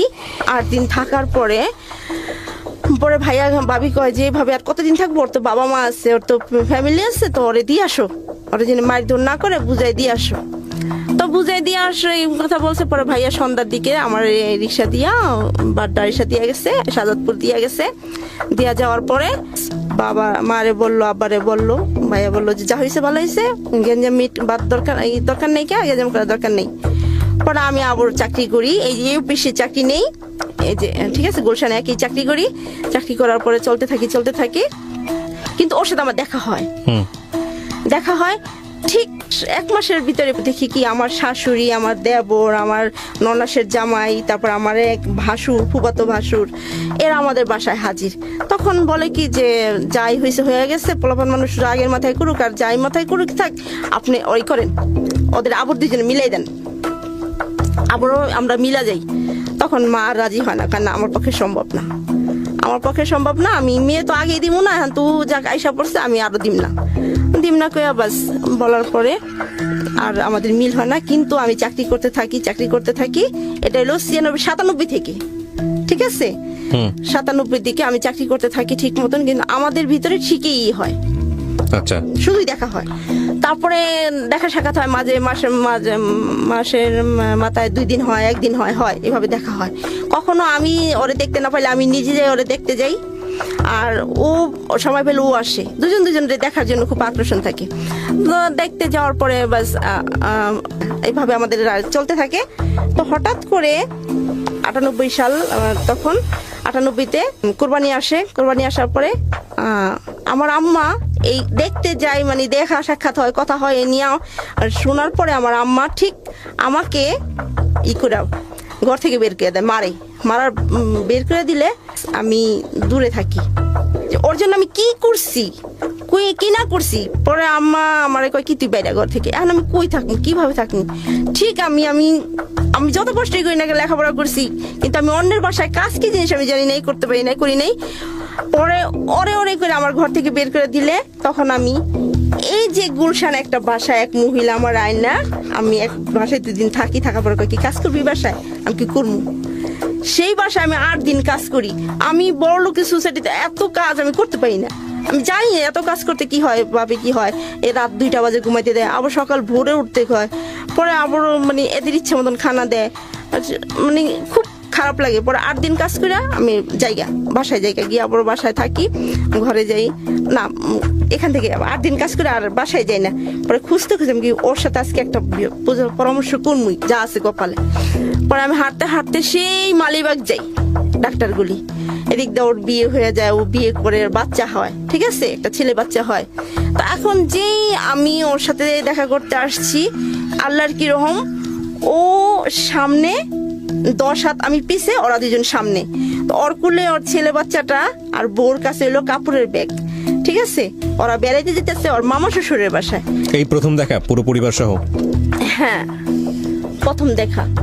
তারপরে দেখা করতে তখন আমি পিছে দাঁড়াই, বললাম যে না, আমি চেষ্টা করলে হয়তো বা সংসারটা ভঙ্গ করে আমার স্বামী নিতে পারবো ফিরাইয়া, কিন্তু একটা বাচ্চার কাছ থেকে বাবা নেওয়ার অধিকার আমার নাই, একটা বাচ্চার কাছ থেকে বাবা নেওয়ার অধিকার আমার নাই। এরকম আমি পিছনে এসে পড়ি, আর ডাকি না, পিছে ডাকি না। ওরা 2জন বাস আমার দেখে না, বাট আমি দেখি, আমি অবস্থায় দেখে ঠিক আইসা পড়ি। তারপর বাসায় এসে অনেক কান্না করি, কোরবানি যায়। তারপরে আমি তো বাস আবার গার্মেন্টসে চাকরি নেই, মাঝে শাড়ি মাঝে নেই, আমার ভাল লাগে না কাজ করতে, কি করব। এর ভিতরে 98, 99, ঠিক আছে, 98-এর ভিতরে একটা ঘটনা ঘটে। আমার যে ভাই আর আমি ডিভোর্স করার সময় যে ভাই আমার হেল্প করলো, বাসায় এনে দিল, ঠিক আছে, এই ভাবিটা কি করছে, ভাবিটা তার মেয়ের আর ছেলের প্রাইভেট টিউটরের সাথে লাভ হয়ে গেছে। ওই টিউটারে নিয়ে বের হয়ে আসছে, বাইকে এসে পড়ছে, বাচ্চা কাচ্চা, একটা 8 মাসের বাচ্চা তুই এসে পড়ছে। আমার হাজবেন্ডে ধরছে যে হাওয়া পাগো বাসা কোথাও আমার দিয়ে আসেন সেখানে। তখন আমার হাজবেন্ডকে কি আমি তো বাসায় যেতে পারবো না, আমি অফিসে দিয়ে আসি। ঠিক 1 নম্বরে এই যে গার্মেন্টসটা, এখানে এসে আমার নিচে এসে ডাকছে, আমি নিচে নামছি। আমি কই কি ইচ্ছে, ভাবি তোমার সাথে দেখা করবো। তো ভাবি কই কি, আমি কি হিসেবে ভাবি, ছুটি নিয়ে আসেন, আমি আপনাদের বাসায় যাব। তখন 4টা, আমি কিন্তু একটু দেরি করে আমাদের ছুটি হয়ে যাবে, 4:30 ছুটি হইতো। গার্মেন্টসটা খুবই ভালো ছিল। পরে ভাবি কি হিসেবে, ভাবি আমি আইসা পড়ছি, আপনার ভাইয়ের ভাত খাবো না। তখন পরে জানতে পারি যে উনি স্যারের সাথে ভাইকে আইসা পড়ছে, ঘর থেকে টাকা গহনা টহনা যা ছিল, ওর ভাইয়া তো কন্ট্রাক্টর ছিল, বিল্ডিং এর কন্ট্রাক্টর ছিল, ভালো পয়সা ছিল। তখন ওই ছাড়টাও সাথে আসে, তা উনি আমাদের হাতে পুষাই দিয়ে, আমার হাজবেন্ড ওই ভাবিটারে পুষাই দিয়ে আছে, ভাই আমার একদিন উপকার করছে, তো ভাবির আমার উপকার করতে হয়। তখন আমি বললাম, মনে ডিসিশন নিলাম যে আমি ঘর ছাড়া হয়েছি, এখন ভাবি আমার কাছে আশ্রয় নিছে, ভাবিকে বাঁচানো যায় কিভাবে আর সংসারটা টিকানো যায় কিভাবে, আমার সেই ব্যবস্থা করতে হইব। তখন ভাবির বাসায় নিয়ে গেলাম। পরে ওই ভাইয়ের ওনার যে স্যার, ওই স্যারটারে বললাম যে ভাইয়া আপনারা যাই করছেন, আপনাদের তো বিয়েটা হইতে হইব, আপনি একটা কাজ করেন, আপনি দূরে থাকেন, ভাবি আমাদের কাছে থাকুক, আপনি ওই ধরনের ব্যবস্থা করেন। ঠিক আছে। তখন আমার আবার এক দূরের সম্পর্কে কাজিনস, আমরা এক গোষ্ঠী বংশধর, মালিবাগে থাকতো, বিয়ে ঠিক হয়েছে, বিয়ে দাওয়াত করছে, আমরা বিয়েতে যাব। তো ভাবিকে নিয়ে গেলাম, ভাবি আমাদের বাসায় 8-9 দিন হয়ে গেছে, রইতাছে থাকতেছে। ভাবির নিয়ে গেলাম। তো ভাবির গলায় যে লকেটাল একটা 12 আনিশনের চেন ছিল, চেনটা আমি ভাবি আমি তো বিয়ে খেতে দিয়েছি, চেনটা আমার দিন, আমি একটু পরি। তো ভাবির চেনটা পরে আমি বাস ভাবির মার সাথে বসায় রাইখা, ঠিক ওই বাসাটা ছিল ওই যে খিলগার ওইদিকে গুলবাগের দিকে, আমার বিয়ের বাড়ির দাওয়াতটা, মানে বিয়ে বাড়িটা, আর ডাক্তার গলিতে আমি আইসা পড়ি। ফিরে আসলাম আরও একবার। আমরা অনুষ্ঠানের একেবারে শেষ প্রান্তে চলে এসেছি। আজকের এই অনুষ্ঠানটি হয়তো সেই অর্থে এন্টারটেইনিং না, কিন্তু অনেক বড় লেসন রয়েছে। আপনারা যদি ডিপলি যান হয়তো বুঝতে পারবেন, বাট কারো কারো জন্য যে লেসন হতেই হবে বিষয়টি এরকম নয়। কারণ of course it's a entertaining show, কিন্তু সামথিং বিয়ন্ড এন্টারটেইনমেন্ট, এডুকেশনের জায়গাটা থেকে। আমাদের প্রত্যেকটি এপিসোডই আসলে সুপার হিট করা টার্গেট থাকে না, কারণ এই অনুষ্ঠানের কিছু সামাজিক দায়বদ্ধতা আছে। সেই জায়গাটি থেকে প্রতিটি মানুষকে তার প্রবলেমগুলো, তার ভুলগুলো, তার অপরাধগুলো বলার সুযোগ আমরা করে দেই। তো সেই জায়গাটি থেকে কখনো কখনো কোনো অনুষ্ঠানের কন্টেন্ট আপনার মনোপুত নাও হতে পারে। হয়তো হাওয়ার কন্টেন্ট আজকে আপনাদের অনেকেরই মনোপুত হয়নি, কিন্তু আমি বিলিভ করি হাওয়াকে শুনে অনেক হাওয়াই ভুল পথ থেকে হয়তো বা সরে আসবেন। যেখানটায় ছিলাম বলুন তারপর। আইসা পড়ছি, এর ভিতরে আমার চাচতো বোন আমার দেশে কোনো আসছে, আমার সাথে চাকরি করতো। তো 2 বোন আমরা আইসা পড়ছি। আইসা পড়ার পরে তখন দেখি কি এর মা 8 মাসের বাচ্চা থেকে গেছে, বাচ্চাটা দুধের জন্য খুবই করে কান্না করে, খুবই কষ্ট হয় রাখতে। তখন ভাইয়ারা বললাম কি হয়েছে ভাইয়া, ভাবি কো, ভালো মন্দ জিগে গেলাম। বললো যে নাই, গেছে গা। কোথায় গেছে আপনি জানেন না? না, তখন বললো যে না জানি না। ভাইয়া করছে কি, আমার চেনটা জন্য ফলো করে ভাইয়া, এই জন্য আমি চেনটা পরে গেছি। তখন ভাইয়া কয় কি তুই চেন পেলি কই?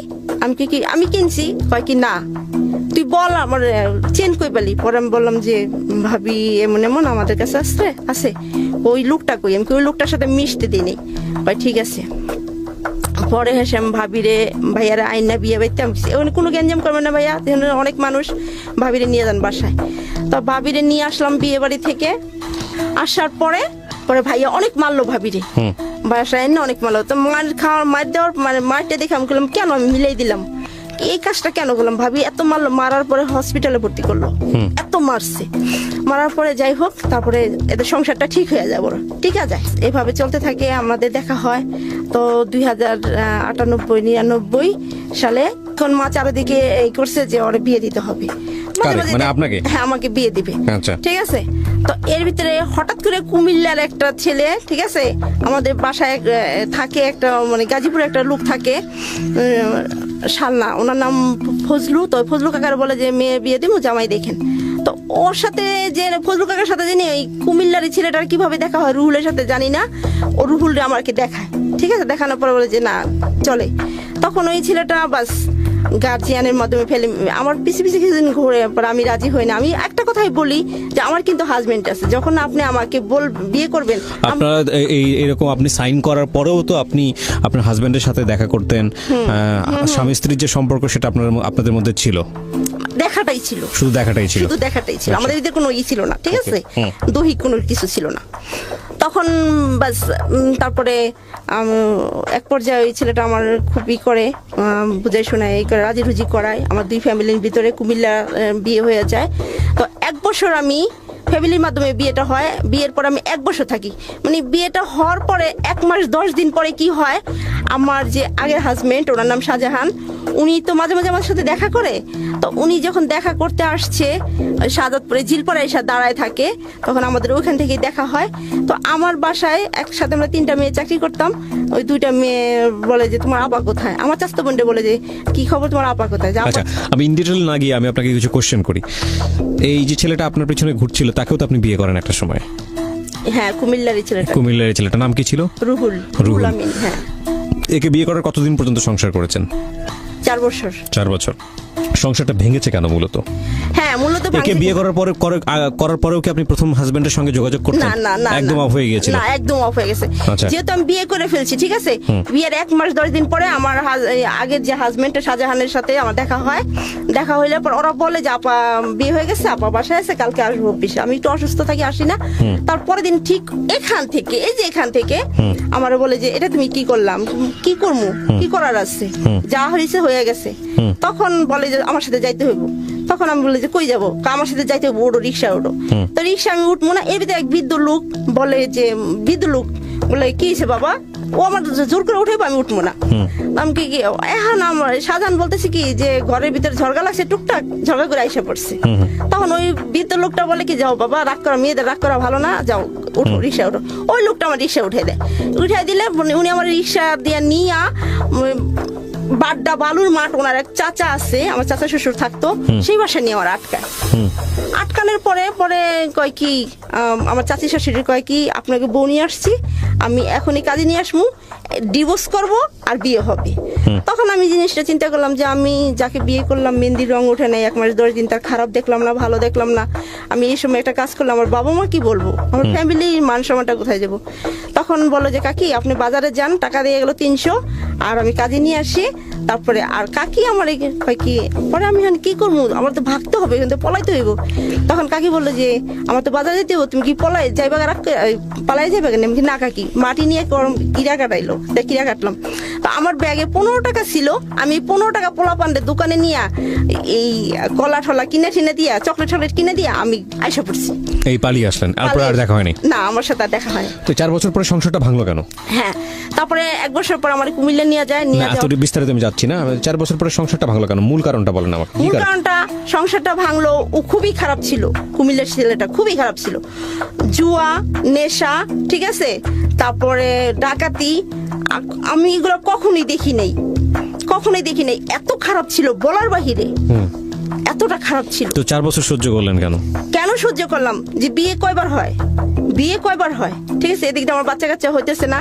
তো 2003 সালে যে ইলেকশনটা হইলো মার্চ মাসের 5 তারিখে, ঠিক আছে, ইলেকশন পর্যন্ত ভালোই ছিলাম।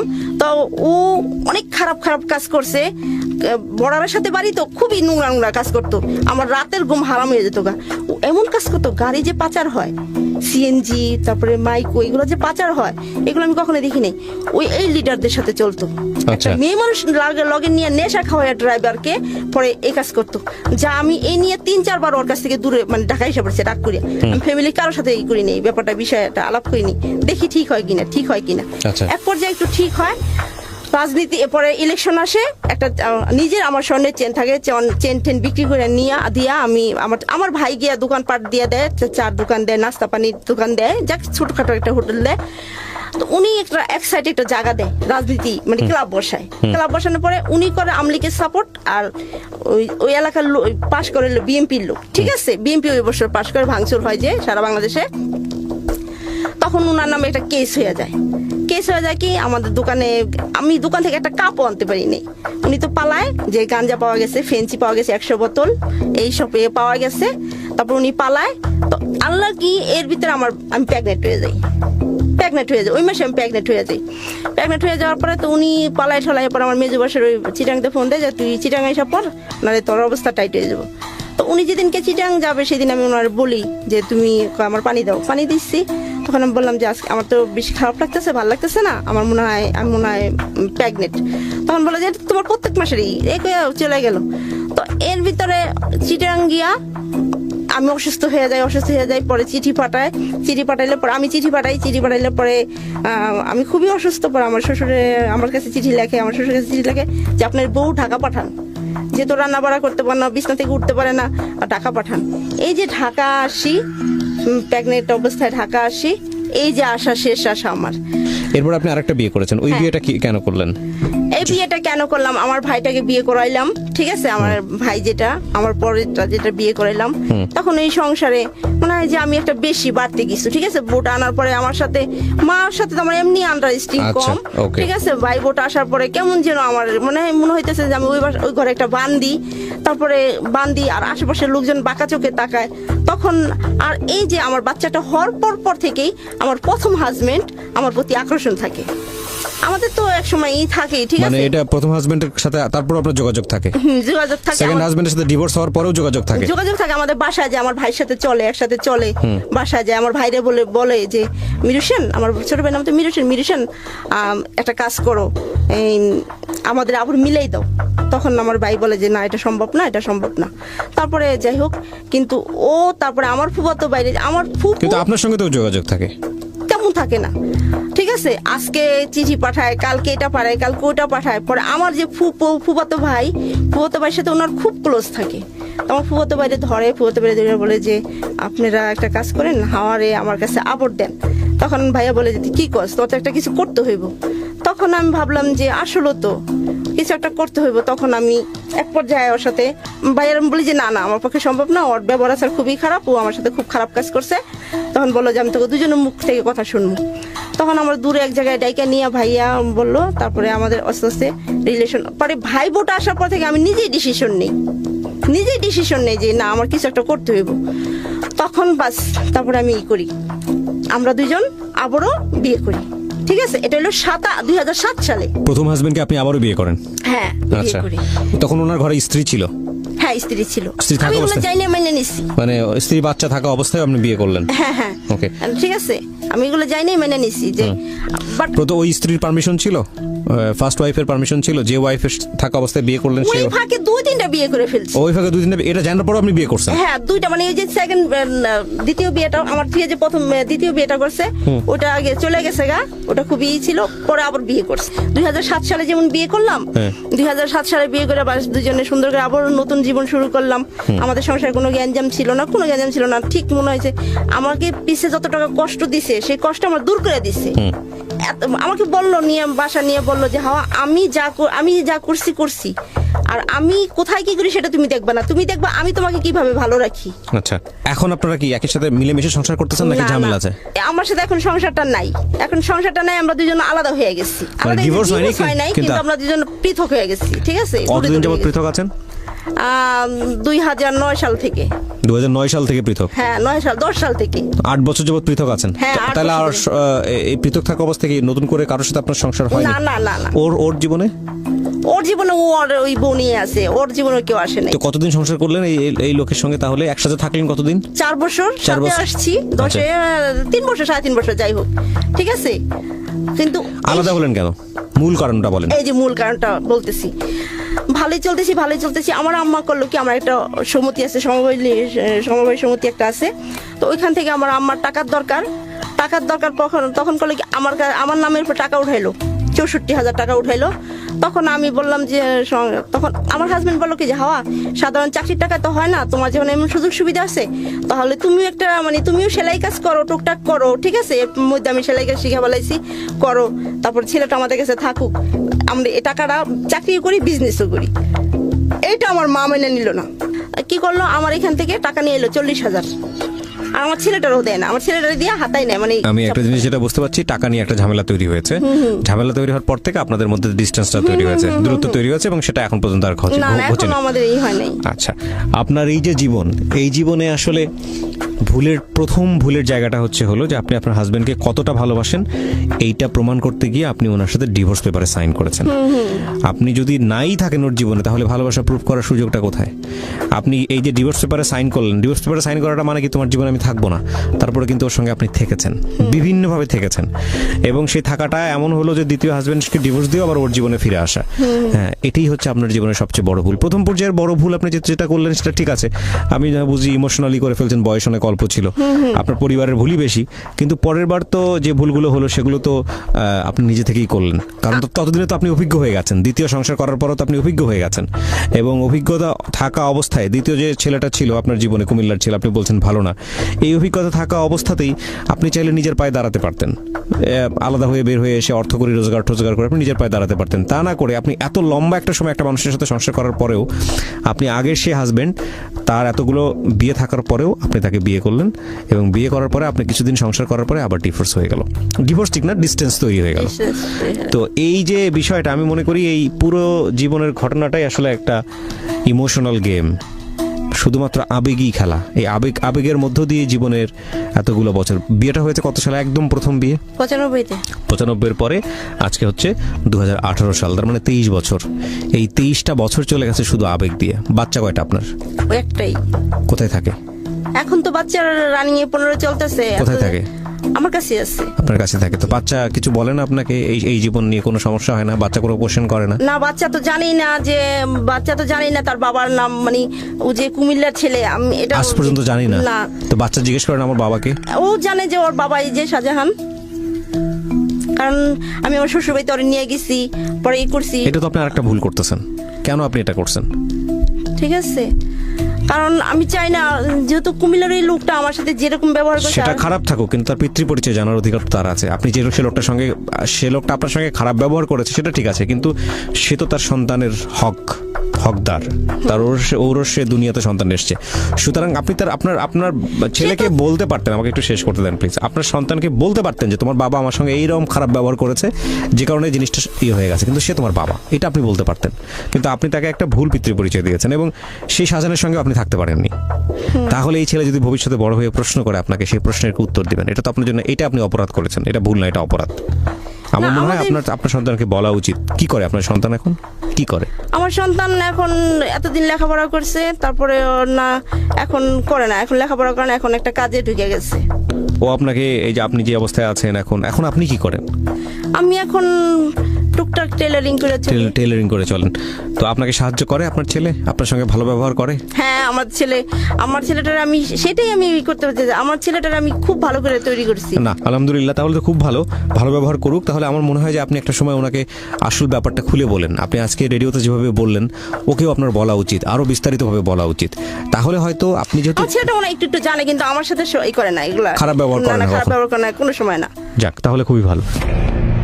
সম্ভাবনার মাঝে বেঁচে থাকি আমরা। একটা মানুষ যখন ভুল করেন, একটা মানুষ যখন অপরাধ করেন, একটা মানুষ যখন গুনাহ করেন, যদি ধর্মের দিক থেকে যাই, তাহলে ওই মানুষটির সমস্ত দরজা বন্ধ হয়ে যায় না। যদি বন্ধ হয়ে যেত তাহলে সৃষ্টিকর্তা তাকে পৃথিবীতে খাবারের জায়গা করতেন না, অন্ন দিতেন না, মানুষটির কোনো পাপ শোধরানোর সুযোগ দিতেন না।